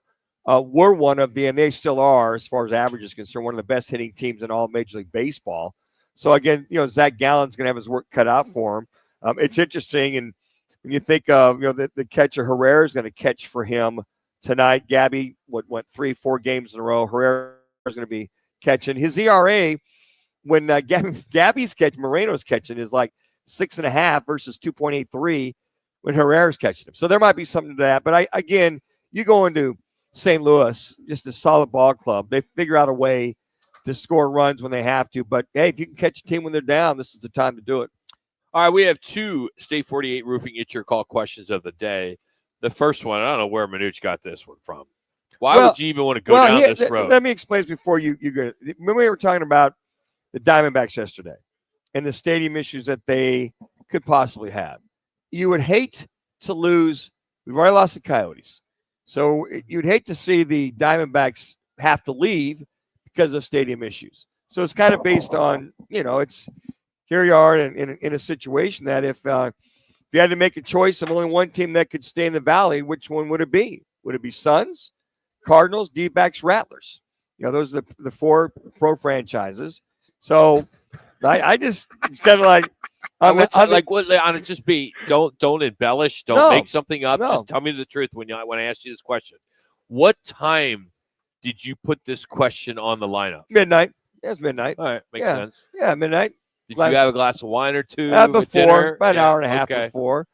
But the question is, just so you want to hear it from me, if you had to make a choice of only one team that could stay in the Valley, which one would it be? Suns, Cardinals, D-backs, or Rattlers? Suns all the way for me. I'd like to see them stay. I'm not a Cardinal fan per se. I want them to do well. I just think the NFL rules. I'd much rather be an NFL city than a NBA city. I think the Suns. I can't believe this is coming from a former NFL quarterback who would rather have NBA in his backyard, not the National Football League. I hope the Cardinals do well. Not a Cardinals fan per se. I hope they do well here in the city. We both have to. Yeah. Now that we're here on ESPN 620, our other station, we can say what we wanted. I could. Don't get me wrong. Right. I love the NFL. Love watching. But how could you? But the Suns trump those other 3: Cardinals, D-backs, Rattlers. Now, all right. Hate to lose any of them, but if you had to make a choice. You know what? I'd like to see if any of them. I mean, diehard Suns fans, love them, see them. So that's the question. Go ahead. I was going to say, I think it's so funny from my perspective because when I wake up this morning and look at the lineup and post the "It's Your Call" question, I can always tell how Roc interprets the question because he'll have a second one underneath it. So I can tell he does not like the first one. So today we have 2 questions. So the first question, which you just heard, that happened about midnight. This question came around 6 a.m. With Sean Murphy-Bunting out, how should the Cardinals address their cornerback depth? 1, sign a free agent now. 2, wait for final cuts in the preseason. 3, promote within. Or 4, roll what they have. It's not a priority. It's a good question. It's relevant. It's relevant. Yeah. So where would you go with that one, Manuch? That's not a bad question. No, it's a good question. I think if there is it a good question? Yeah, it's a good question. Okay, thank you. I thought mine was a good question too. Just a little out of the box thinking. Really out of the box. Maybe you were drinking and you fell out of the box. No, I did. Manuch, I thought you were going to put the Mercury over the Rattlers as your fourth option. They've won a championship, haven't they? Yeah, so the Rattlers have won several. They've won several. You know what? I said look at this. I think if there is that free agent that's out there right now that you feel could come in there, I would look to go sign a free agent right now. I would not wait because you lose, Murphy Bunting. That's a big loss. All right, but here's the thing. It's a big loss. I agree with that. And he started 15 games last year, 50-something tackles, a bunch of sacks. But Howard Balzer, who I have the utmost respect, knows football way, way more bigger than I do. He's on NFL Sirius XM radio, and he said that there was a chance that he wasn't even going to start. Well, Not even make the team is what he said. that was interesting because I mean, I understand this Will Johnson pick in the second round at 47 was great. Yeah. But it's also a gamble because of his injuries. Exactly right. And you got to remember, Murphy Bunting was all pro with the Tampa Bay Buccaneers. So you cannot discount 7 years in the league, right? Yes, you can't discount experience. And I watched him several times. You got burned a couple of times, but I also saw some really good games that he had. So I think that But where do you think Howard's coming from by him saying, A, to Jack's point, not even going to make the team, or B, wasn't even going to start? Then why is it that we have not heard at this point why he is out? So when Howard said that, I didn't agree with him whatsoever. I respectfully disagree with Howard. I think you don't discount the experience, the reps with young guys coming in, and to your point with Johnson, the injuries, and some of the younger guys, they're going to be good. But I just think that there's a guy that can help mentor. He can pick up the position. I mean, so if he starts to fail at corner, you can always move him inside as a slot guy. I really felt Howard discounted, Murphy Bunting, and I didn't agree with it because there's too much there for this guy. So if there's a free agent that's available that you feel can fill that slot, otherwise, that when cuts start to happen, when training camps happen, or they might happen before, they'll be scouring that waiver wire to try to fill that spot. I'm just looking at some guys that are available. I'm surprised a guy like Asante Samuel Jr. hasn't gotten picked up. He's 25 years old. Or even like Rasul Douglas at 30. Remember him with that interception against the Cardinals that Kyler Murray and A.J. Green were on different pages, and that sealed the game? Those are two guys to me that I'm like, okay, maybe 25 to 30 years old is a guy I'd look at. And Asante Samuel's, the minimum for him to come in to sign for the minimum hit, what did he pay, 5 years, 6 years, Asante Samuel? $1.8 million. Yeah, so that's nothing. I mean, he's got the experience. He's a good player. Now, who's the second one you mentioned? I'm sorry. Rasul Douglas. At 30 years old, they might say, well, yeah, we'll go ahead and err with a younger guy. But again, that's experience. That's where a guy can come in, and he can cover a lot of ground with knowing what to do or what coverages and those kind of things. So, if Asante Samuel was available, I mean, he'd be one of my first choices to go get right now. He must feel really confident being Howard in Garrett Williams, who plays the nickel. Maybe he'll get more reps on the outside. Max Melton, a year or two, he played a lot of reps last year. But some of the other guys you mentioned, Elijah Jones, Kittel Clark, those are like 6th, 7th round picks. Yes. Those aren't starting cornerbacks for the Cardinals. Yeah, and I think the whole injury thing with Johnson, I hope the kid's completely healthy. I'd love to see a long career with that kid. Kind of I think a bigger version of a Patrick Peterson when Patrick came in. Bigger, a little taller, a little bigger, moves quick. I mean, Patrick Peterson came in. Wow, 2 minutes. What a great pick that was, because he was balling at LSU. Kickoff, punt returns, kickoff returns, and then his first couple years, I mean, he was one of the top. He's one of those rookies you could put over there, and got burned a couple of times. His tackling has always been suspect, but he kind of handled that thing. And it's rare to have a pure rookie that handled that cornerback spot initially off the bat. Do you think Howard is confident because of what they did in the trenches that Sean Murphy Bunting being out won't be as a factor because of what they did up front? It could be. I mean, that they'll get more of a push, more of a rush that'll help cover, to your point, the young guys at corner, because they're going to have to. If you're going to go young outside, you better put more of a rush. You better put more, packages together to help cover that guy. And on top of that, you look with Buda Baker over down at a strong safety, and your safeties are going to have to help these young guys out. That's why with Murphy Bunting, 1 minute, that you didn't have to worry about him having to have some help over the top. That was my whole contention was, oh man, there's a guy you can trust out there on the island all by himself. As much as these teams are throwing now in the National Football League, you got to have some good corners. You at the corner, and you got to to have depth. And you're looking at this, we talked about it a little bit yesterday when Jackson pulled up the numbers. I mean, all these guys, with the exception of Bunting, were 2-3 years in the league. Yes, exactly. And Melton, he started coming on, and Wilson. I mean, they'll be good corners. As a matter of fact, they really grew, I think, into this defense. But again, anytime you give a guy 3.5 seconds to throw, I mean, that's a long time, especially exposing young corners. All right, coming up next on Roc and Manuch with Jimmy B, we'll break down the Knicks' collapse in Game 1 and preview tonight's critical Game 2. Also, can the Timberwolves turn the tide as the series heads to Minnesota? We'll get into some of the NBA playoff insights as well as our weekend watch list, best bets for Arizona sports fans. That's all coming up right here from Wright Toyota on ESPN 620.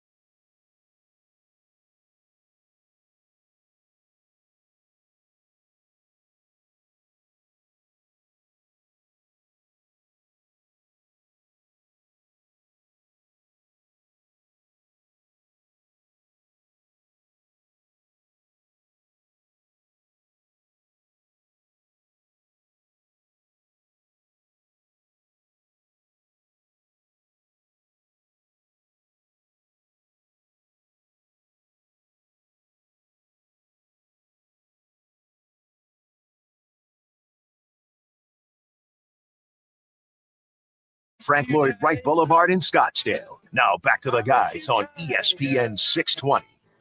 All right. They go for Randall.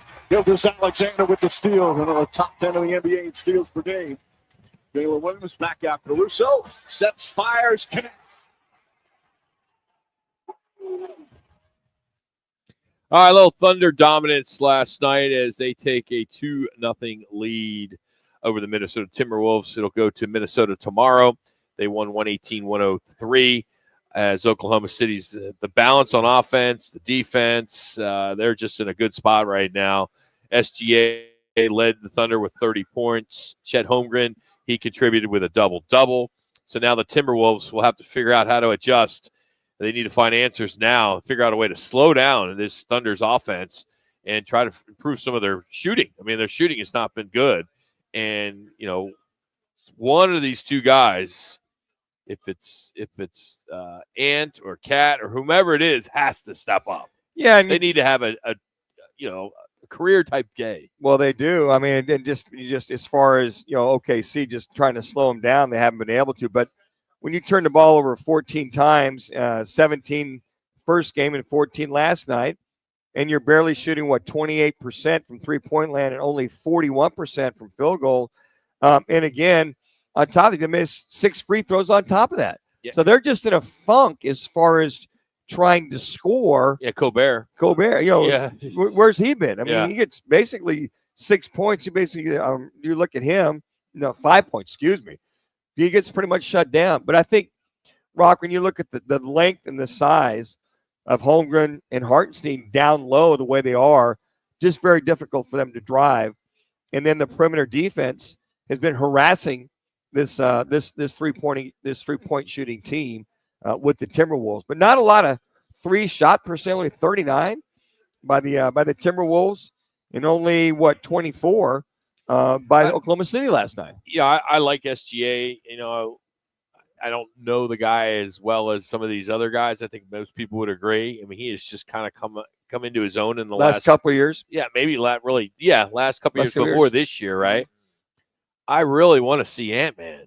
I want to see him take over a game. He's the guy that I like to see to be the face. He tweaked that ankle a little bit the first game. The second, he just doesn't look like have the explosiveness that I think we've seen, or that mentality to take over the game. But I think what we have to realize, Rock, he can't do it himself. He had Randall helping him out that first game. McDaniels had a good game. The other thing too is, Conley's been non-existent. He's only been playing 28 minutes. But I think for the Timberwolves, what's surprising for all of us is the lack of defensive progress that they had. Now they came on at the end of the season. Here they were in the semis, and here we are in the finals. Just not seeing the same team. So I don't know if Ant-Man's just slowed down by the ankle, or they're just cold, because they're going to have to they've got to win Game 3. I mean, there's nothing about it. But then again, you look at SGA, you see Oklahoma City. Man, they're coming at you in waves. Guys off the bench, 2-3 deep with this bench. They don't miss a beat. They just keep coming at you and coming at you. And I think that's been the big difference, is that their depth and then their scoring runs.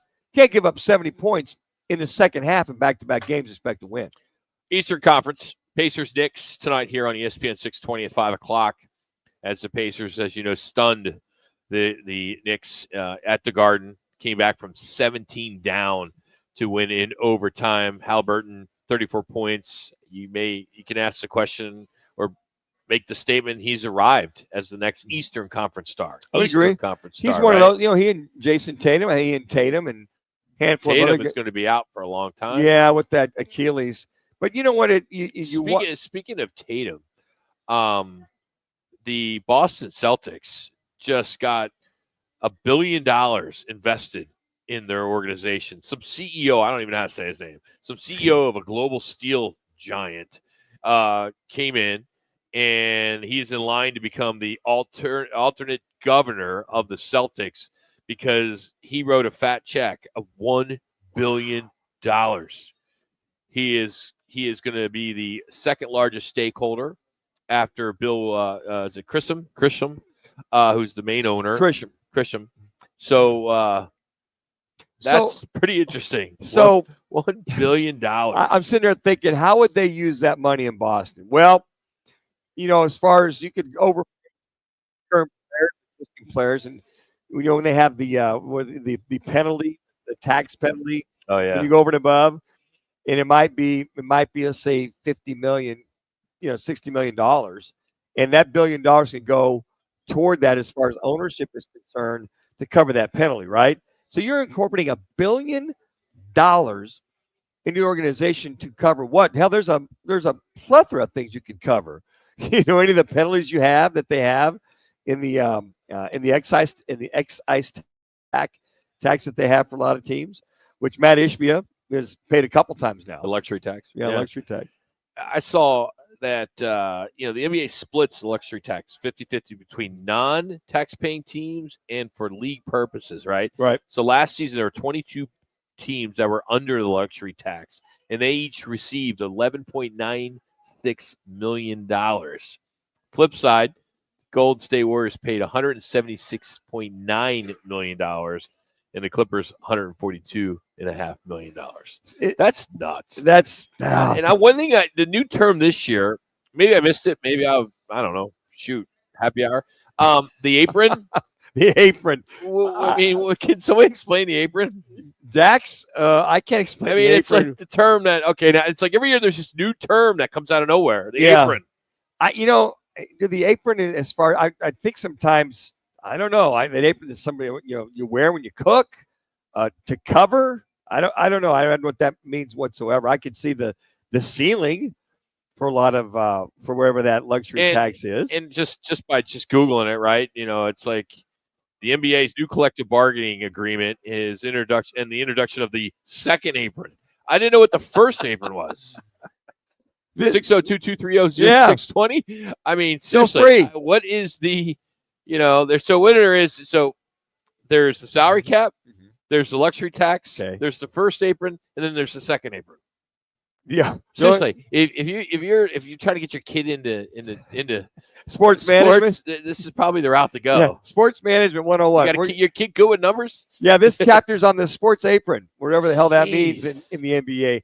I just think when a guy invests $1 billion into anything, the areas that you could do with that money, and if you're the Celtics, you're going, oh my gosh, $1 billion. So the guy basically, buying his way in as getting as complete control as he can to pay those luxury taxes, the improvements, getting more players, taking care of. I mean, I don't know, get him a new plane.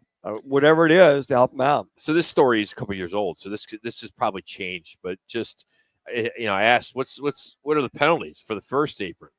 So the first apron hits when a team's payroll exceeds $172 million. Now, granted, this is 2 years ago, right? So it's probably changed. So that's when it hits. Okay, that's when all these restrictions are triggered. Okay, and then what are the penalties for the second apron? Well, that's $182.5 million is when they start triggering. We got to bring on somebody. Just kind of dumb this down. Make it like In-N-Out Burger. Single, double, triple. How does this work? We'll bring on the sports professor next Thursday. I don't think we better prep him on we that. We will. But he can dodge that question. Well, I mean, that's basically CBA bargain. That's just the rules. We should see if Gambo could just take a break with Burns right now. Come over, Gambo, break down the apron for us. Yeah, he's got that on. He's got that on. Because I know he knows what it is. Yeah, I hear. All I know is luxury tax. Yeah, he paid in excess of over $150 million in order to win that championship. And I'll never forget this when the Golden State Warriors, when they win 3 out of 4, and they were on a roll. He said, "Look, it's worth every penny." Because every year that they won, when you had KD on that team and Klay Thompson's getting paid, Steph Curry's getting paid, Draymond's getting paid, everybody's getting paid big bucks, right? So he was like, it's worth it, it's worth it, it's worth it. And, now that they got knocked out early, you wonder if he still feels it's worth it. But, yeah, these guys who win championships, I got to imagine, Rock, they recoup a majority of that at somewhere along the line, maybe not $150 million, $162 million. They got to recoup it as far as their paraphernalia they sell or concessions or whatever that is. Moving on, the Boston Red Sox today. 2 minutes. They're playing a doubleheader against Baltimore. Doubleheader? Yeah. In the first game, they scored 13 runs in 1 inning. Wow. They won 19-5 or 19-5. In a day-night doubleheader tonight. Yes, I love doubleheaders. I wish we'd have more doubleheaders. Oh, I miss them. I miss those doubleheaders. I mean, and that's against the Orioles today. Is that what it is? Yeah. Yeah. And the Orioles didn't last long before they fired their manager. The team was a playoff team last year, and didn't take them long. They fired him. They just felt that they were going in the wrong direction. You thought they might give him a little bit of a mulligan for going. They were the wild card team last year, but not to have it. So you got Pirates manager fired. You got Rockies manager fired. The Orioles manager fired. We're basically a third of the season, a third of the way through in the season. Really? If that. Can't imagine. Jeez. All right, coming up, we are going to revisit our conversation with Tom Candiotti, get his mindset of this, ask him what the mindset of this team is heading into tonight's series against St. Louis, and can Zach Gallen bounce back? So we got that next. But first, here's Matt with a Wright Toyota ESPN 620 update.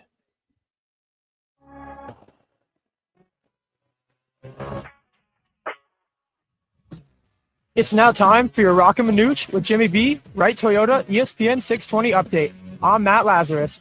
The Diamondbacks are in St. Louis tonight to open a 3-game series. Zach Gallen gets the start against Miles Michaelis. First pitch is set for 5:15 and can be heard on Arizona Sports 98.7, beginning with the pregame at 4:30. In the NBA, the Pacers stunned the Knicks in Game 1. Game 2 is tonight in New York and can be heard right here on ESPN 620 AM.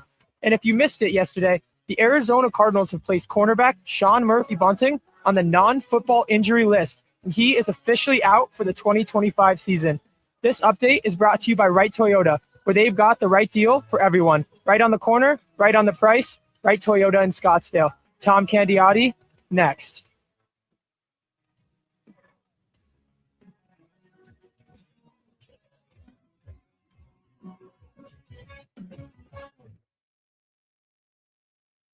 All right, folks, here we go. 3rd and long, and your old underwear just got blitzed again. Sweaty, bunched up, riding high. That's a wardrobe malfunction, and you cannot coach through that. But hold everything. Chill Boys enters the game. Cool, breathable bamboo boxers, smooth as a perfectly executed 2-minute drill. I slipped on a pair and bam, total comfort in the pocket, even in the Arizona heat. I've called a lot of clutch performances in my day, and I'm calling it right now. Chill Boys is the MVP of underwear. We've all made the switch here at ESPN 620, and trust me, you should too. Head to chillboys.com, use code ESPN, and get 20% off your first order. That's chillboys.com. Folks, this is a game changer. You cannot afford to fumble. Introducing Baja Riba, premium tequila found at Albertsons, Safeway, and your favorite restaurants. Crafted for 100% blue Weber agave, Baja Riba offers an authentic sipping experience. With 88 years of tradition, our master distiller creates smooth flavors of baked agave, white pepper, and citrus zest. And don't miss our stunning handcrafted bottle, winner of the 2022 Bottle of the Year by Tequila Aficionado magazine. Discover the artistry of Baja Riba tequila, one of the finest in the world. Craving tacos? There's one spot in town that everyone can't stop talking about. The Taco Spot. With mouth-watering, authentic Mexican flavors and a modern twist. It's no wonder they're the local favorite. The Taco Spot has the best tacos I've ever had. With locations opening all over Arizona, satisfying your cravings has never been easier. Come and experience the tacos to talk about. Enjoy handmade tortillas and fresh made-to-order meals that will leave your taste buds dancing. The Taco Spot, where every bite is a fiesta. Hey, Gonzo, what's up? Hey, David, I love my Bronco, but I'm looking to upgrade. Well, now's the time. Ford gave us employee pricing for our 70th anniversary sale.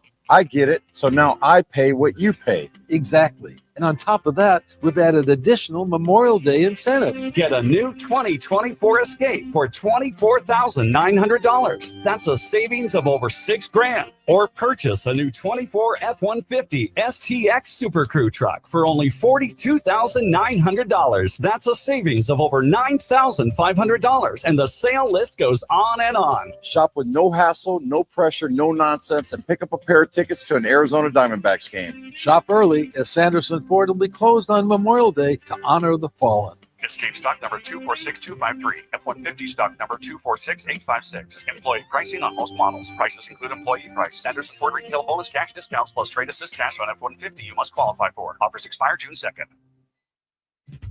Swing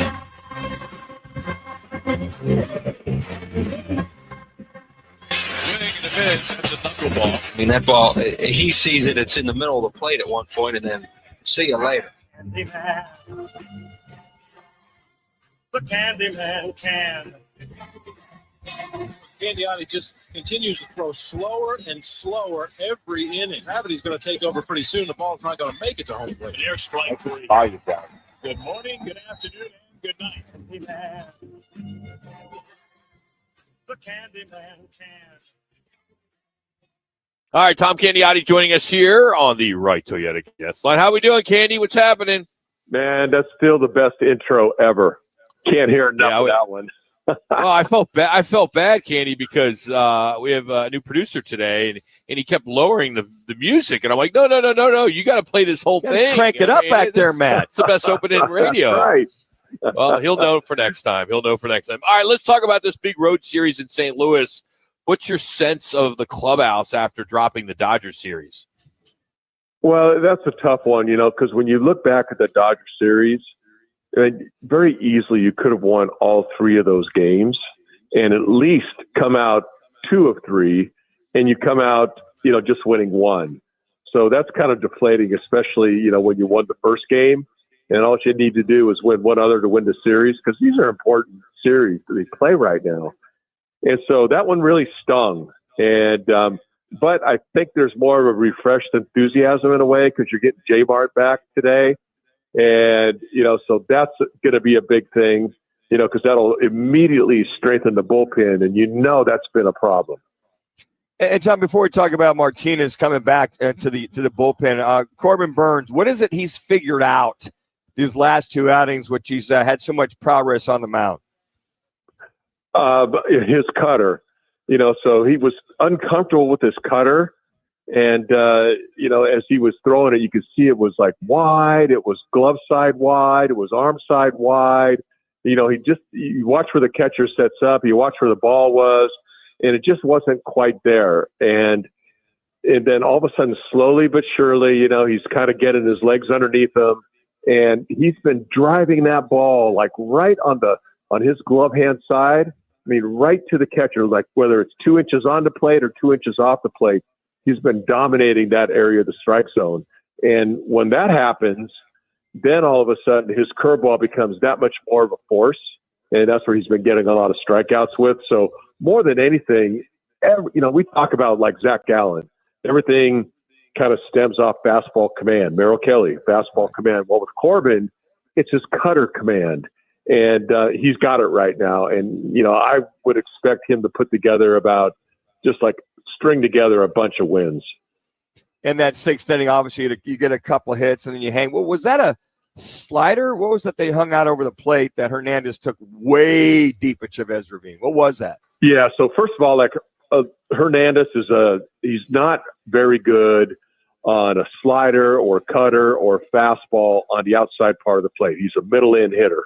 Likes to pull the ball, likes to really hit the ball from center field, really to the foul line. And he throws his slider because, he's been just chewing him up with his cutter away.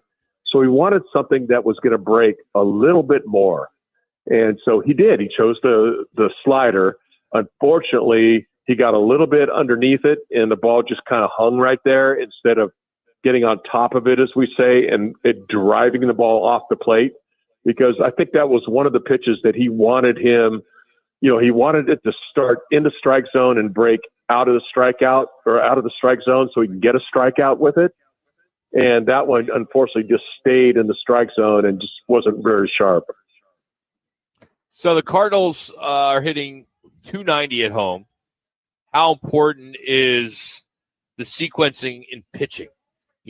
For a park like, Busch is a hitter's park, right? I know you pitched there, correct? I don't think I pitched at this one. I think I pitched in the one before that, the two before that. Okay. Yeah. But is your mindset different going into a game where say the park is, a hitter's park, or say if you're pitching at Yankee Stadium, well, at least the new Yankee Stadium with the short porch there in right? Does that play into you? Into how you?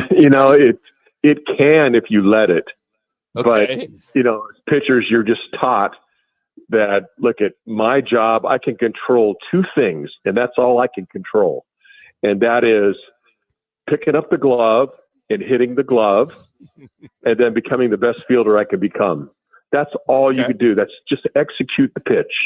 So whoever's catching, if it's Moreno, if he's catching, Herrera, if he's catching, whoever, just wherever that glove is, I'm going to nail it, and then I'm going to become the best pitcher I could be, or the best fielder I could become. And, so that way you're not really worrying so much about the hitters. You're like, oh my gosh, what if I make a mistake? That's the kind of thinking you don't want to think about. You only want to think about, like, I can't control what the hitter does with the pitch, but I can't control where I throw this thing. And so that's the mentality, of successful pitchers. And I think the ones that struggle and stuff, they're always worried about the what ifs. What if I hang it? What if he gets a good pitch? Those kind of things. And that's the kind of stuff you have to eliminate. Okay, so speaking of catchers, Gabby's played the last several games. Herrera is going to get the start behind the plate. So they started doing this comparison. Well, when Zach and Gabby, his ERA is 6.58. But when Herrera's behind the plate, it's 2.38. And then you think of, okay, when Randy Johnson used to pitch, like when he threw his perfect game against Atlanta, he had that one guy, I forget who the catcher was, that always caught Randy. Is that Robbie Hammett? Yeah. Yeah, Oh, Robbie Hammett. Robbie yeah, Hammett. Robbie. Is that still a thing, or is this just coincidental? Like Gabby needs a break. So pull the curtain back, would you, Tom? It used to be a thing, right? It used to be. I remember even with Maddox, he had his guy. He wanted the defensive catcher. He always wanted to throw to the backup catcher if possible, because that was the one game a week he was going to play, and you knew he was going to be well prepared. And this is, he's getting 100% of them. Well, with Gallen and Herrera, they've really hit it off.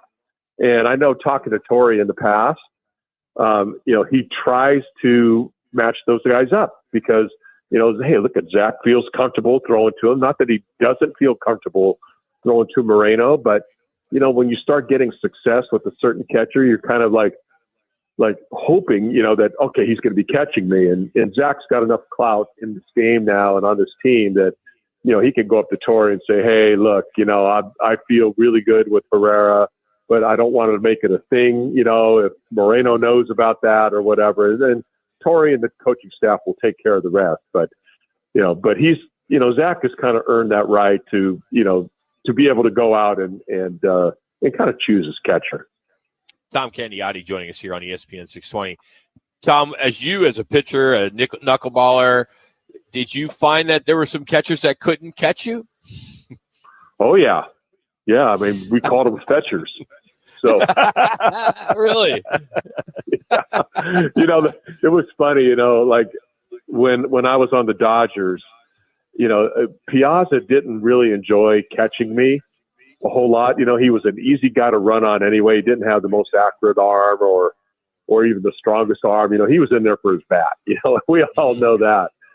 And so that was usually the day that Mike took off, is like when I was catching. Not all the time, but for the majority of the time. So I'd always get the backup catcher, which, I love.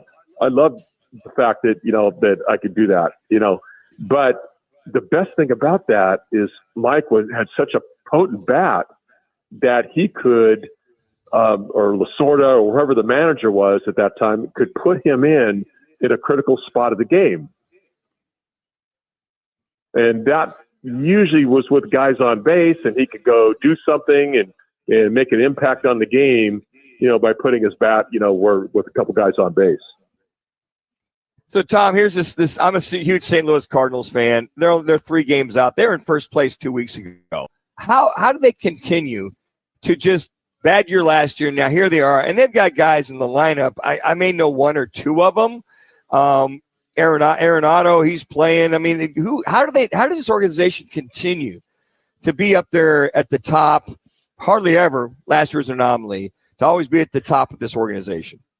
Yeah, they have. The Cardinals have such a long history, and they have a lot of continuity in their farm system when they draft and develop, and so you've seen that throughout really the history of St. Louis. It got a little different when they signed Goldschmidt and Arenado made the trade for him, but most of the time there are a lot of homegrown guys, and their picks that they just kind of stick with and go. You saw Molina for all those years, behind the plate, and all those guys, from whatever. But, there's something about, you always hear the Cardinal way to play the game. And, there's something to that. And this is how they preach it. This is how it's been successful for an organization. So they play the same way throughout the organization. So when they do get to the major league level, those guys know what the organization wants. They know what the manager's going to expect. And, if it's hitting behind guys, you better get that done. If it's, dropping a bunt down, better get that done. If it's, defensively, look, we're usually a skilled defensive club, then, that's a priority.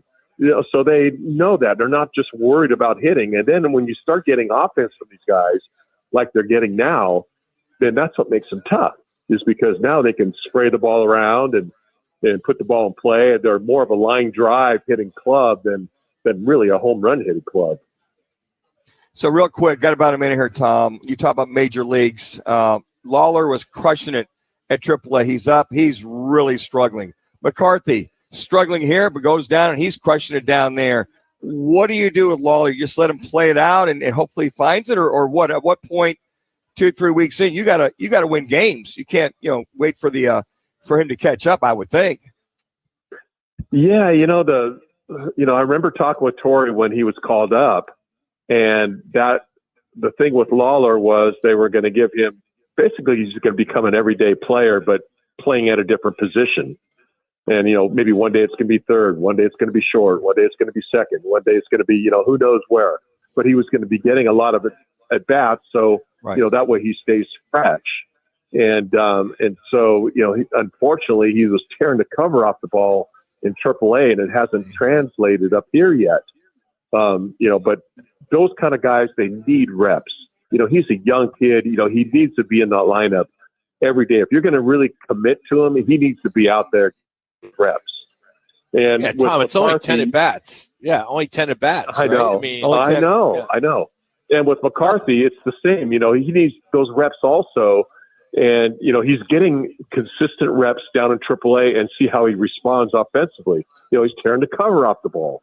And so, that's what's hard when you get to the big leagues, because if a right-hander's on the mound, then most likely left-handers are going to play, and a left-hander's on the mound, most likely the right-handers are going to play, this kind of stuff. So you lose some of the at-bats that you don't worry about in AAA.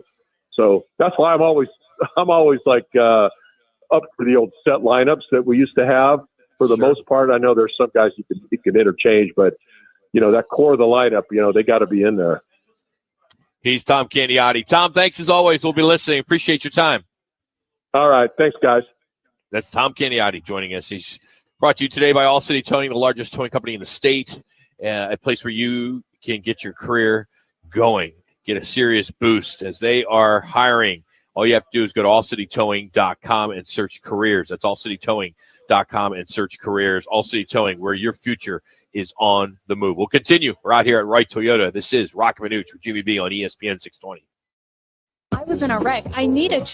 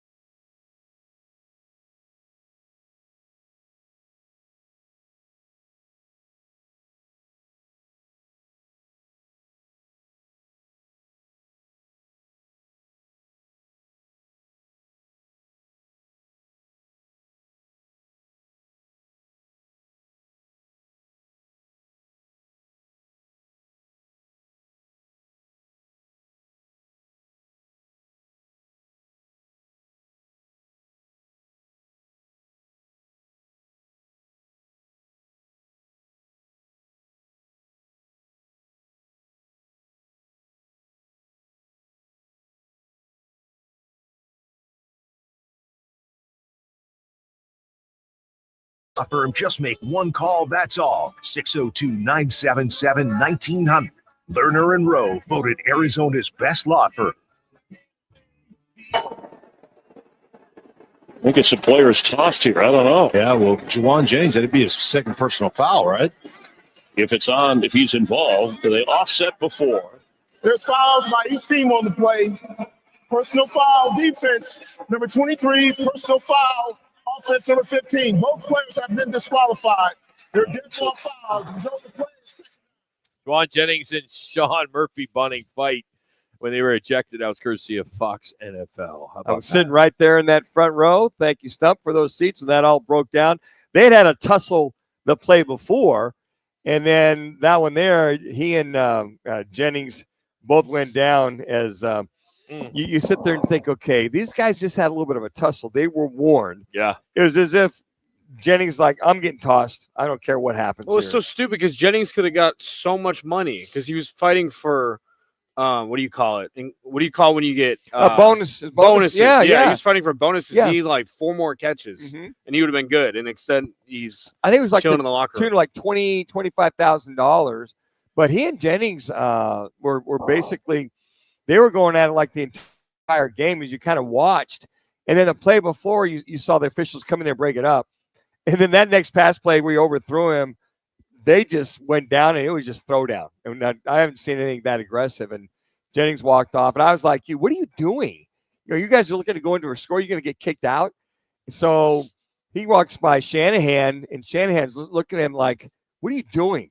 So that's how that San Francisco 49ers season ended last year. All right, your Lerner Row, one call, that's all is brought to you by, of course, Lerner Row. Interact, need a check, make one call, that's all, 602-977-1900, and always online at lernerrow.com. All right, what's on tap brought to you by the Orangedale Lounge Mug Club, which is coming to North Scottsdale. You can lock in the Mug Club membership. It's only $200. That's the early bird special.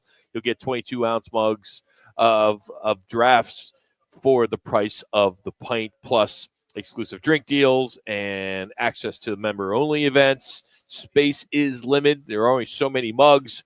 And if you would like to check that out, orangedalelounge.com. Cheap drinks, chill vibes, dive in with the OD Mug Club. All right, coming up on the mothership, 98.7, 4:30 Diamondbacks pregame show, followed by first pitch at 5:15 as they're in St. Louis. ESPN 620 will have the Pacers and Knicks at 4:30. The weekend schedule for D-backs, 10:30 is the pregame on 98.7. With 11:15 will be D-backs Cardinals. That'll be first pitch there. 5 o'clock they will have the Oklahoma City Timberwolves game 3. Sunday, same time for the D-backs, 11:15 first pitch. 4:30 is Pacers and Knicks. And then Memorial Day, no local programming for either 98.7 or us. We will have the Oklahoma City Timberwolves game at 5 o'clock, and then D-backs 5:10 on 98.7. You still pay attention to the Indy 500 when it's on Sunday? Will you be up and at them, watch a little bit of it? You know, I used to really be into it. This is the 109th running of the Indianapolis 500. It'll be on Fox. That will start on Sunday at 9 o'clock. It's the greatest spectacle in racing, right? It's going to be pretty big this year. Tom Brady's going to ride along with Jimmy Johnson. They're going to do some stuff beforehand. You know, also, if you're in a NASCAR, I've been to this, the Coca-Cola 600. 600, yeah. That's pretty cool. That starts at 3 o'clock in the afternoon. I don't think anybody's going to do both races. I remember John Andretti did that several years ago. He did the Indy 500, then he was flown to the Coca-Cola 600. Interesting thing about, the Roger Penske and his top team, he fired 2 of his executives because the car that they were driving got checked and found out not only once but twice it was illegal, and they had some kind of little screw area there. The area was too wide or whatever because they inspect the cars. They did it last week and they did it this week, and again didn't get corrected. So Roger Penske, 2 of his top executives, get fired on the eve of the Indianapolis 500. Then Rogers just said, hey, the integrity, the character we have. But I guess I enjoy I'm usually out the door by 7:30 in the morning on Sundays, coming home and watching the highlights. to me, to this day, watching an Indy car race is one of the most thrilling things to see how fast they used to be becoming the PIR. And, even with a short track like that, going down the straightaway at close to 200 miles an hour, I can't imagine, was it the top 270 miles an hour? This rookie was the top qualifying time to come down a track at 270. When they go by you, folks, it's like they're a blur. So you see them come around, but just to watch the speed and the finesse that these guys handle these cars. But the rookie took the pole for the Indianapolis 500. I think 262 or something like that. But how about that? There's a flaw in the Penske team. NHL Western Conference. It's got Stars and Oilers. That's coming at 5:00. That broadcast is on ESPN. Tomorrow it'll be Panthers and Hurricanes. That's on TNT. Panthers lead the series 2-0. They dominated the first two games. Be interesting to see how the Hurricanes can respond, even though this heads to Florida. So that'll be interesting there. Monday, NCAA Division I baseball tournament selection show. Arizona State, their season has concluded. So has Grand Canyon. The Wildcats, they advanced to Big 12 championship semis as they're playing right now. West Virginia, which is the number 1 seed. Not sure the score of that one, but that started at 2:00. So you're saying they might have a chance of sneaking in reference to getting picked one way or the other. And I think that you look at GCU, who beat ASU, and going back and forth. U of A, of course, will make it in there. But as far as the rest of they can only hope that they get picked. Yeah, I think it's going to be very, very tough for ASU. And I think GCU as well, too. Getting smoked, going to be very difficult as well. What else do we have today? Just a quick peek into the weather today. Obviously a high 102, but weekend 97, 96. Gonna cool down. That'd be all right. It's cool down. It's good for some 3 golf. minutes. After a cool 106 last night or yesterday, a little early, a little premature for all that going on. So I think. All right, why don't you give us the results of the It's Your Call question of the day? There's 2 of them. All right. So for a free quote, repair, installation, head to state48roofing.com and follow them on social media by searching hashtag #SexyRoofStatus. If you had to make a choice of only one team that could stay in the Valley, which one would it be? And again, just go to @Roc and Manuch on Twitter. Would it be the Suns, the Cardinals, D-backs, Rattlers? That was our first one. Jax, what do you got popping up there? We pull it up real quick. Was not prepared for you to toss it to me there, but give me like a minute here. What were your options for both questions? And we got Suns, Cardinals, D-backs, Rattlers. And our second question was Sean Murphy Bunting out. How should the Cardinals address their cornerback depth? Would it be sign a free agent now, wait for the final cuts in preseason, promote from within, or roll with what they have? 2 minutes. It's not a priority. Again, go to @Roc and Manuch on Twitter. So the leader in the clubhouse, you guys may like this or may not. Rattlers at 66.7%, followed by Cardinals D-backs 16.7%. That's somebody just screwing around. I know they're trying to mess with our. I voted Cardinals on that one. The bots. I voted Suns. With the Sean Murphy Bunting question, the number one answer is promote from within at 45.5%, followed by it's not a priority at 36.4%, and sign a free agent now at 18.2%. You say, okay, promote from within, the old next guy up mentality. But, you look at something like that, you got Garrett Williams and you got Thomas the fifth, but you got Melton and Hall, and then Denzel Burke, the rookie, coming in. I mean, that's a lot of inexperience, if you ask me. I think you have to either now or maybe right before training camp, see who's out there. You talk about Asante Samuel. He's still out there. Why would you not bring him in? Get him on the cheap. Something like that he would come in on as far as his league minimum. I think those are some of the things they have to shore up while this mini camp is going on. About a couple more weeks before they take the break before summertime. Again, coming up at 4:30, Pacers and Knicks right here on ESPN 620. And then on 98.7, D-backs pregame will start about a half hour with first pitch at 5:15 with the D-backs and Cardinals.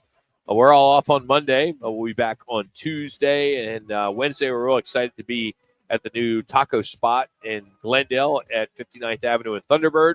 We will be there from 1 to 4. Be giving away some D-back tickets, a bunch of taco spot stuff, as well as some Rattler tickets. 10 seconds. That's Wednesday at 1. So for Matt, great job, Connor. Jax, Manuch, Jimmy B was off. I'm Rock. Have a great weekend. We'll see you back here. Happy Memorial Day.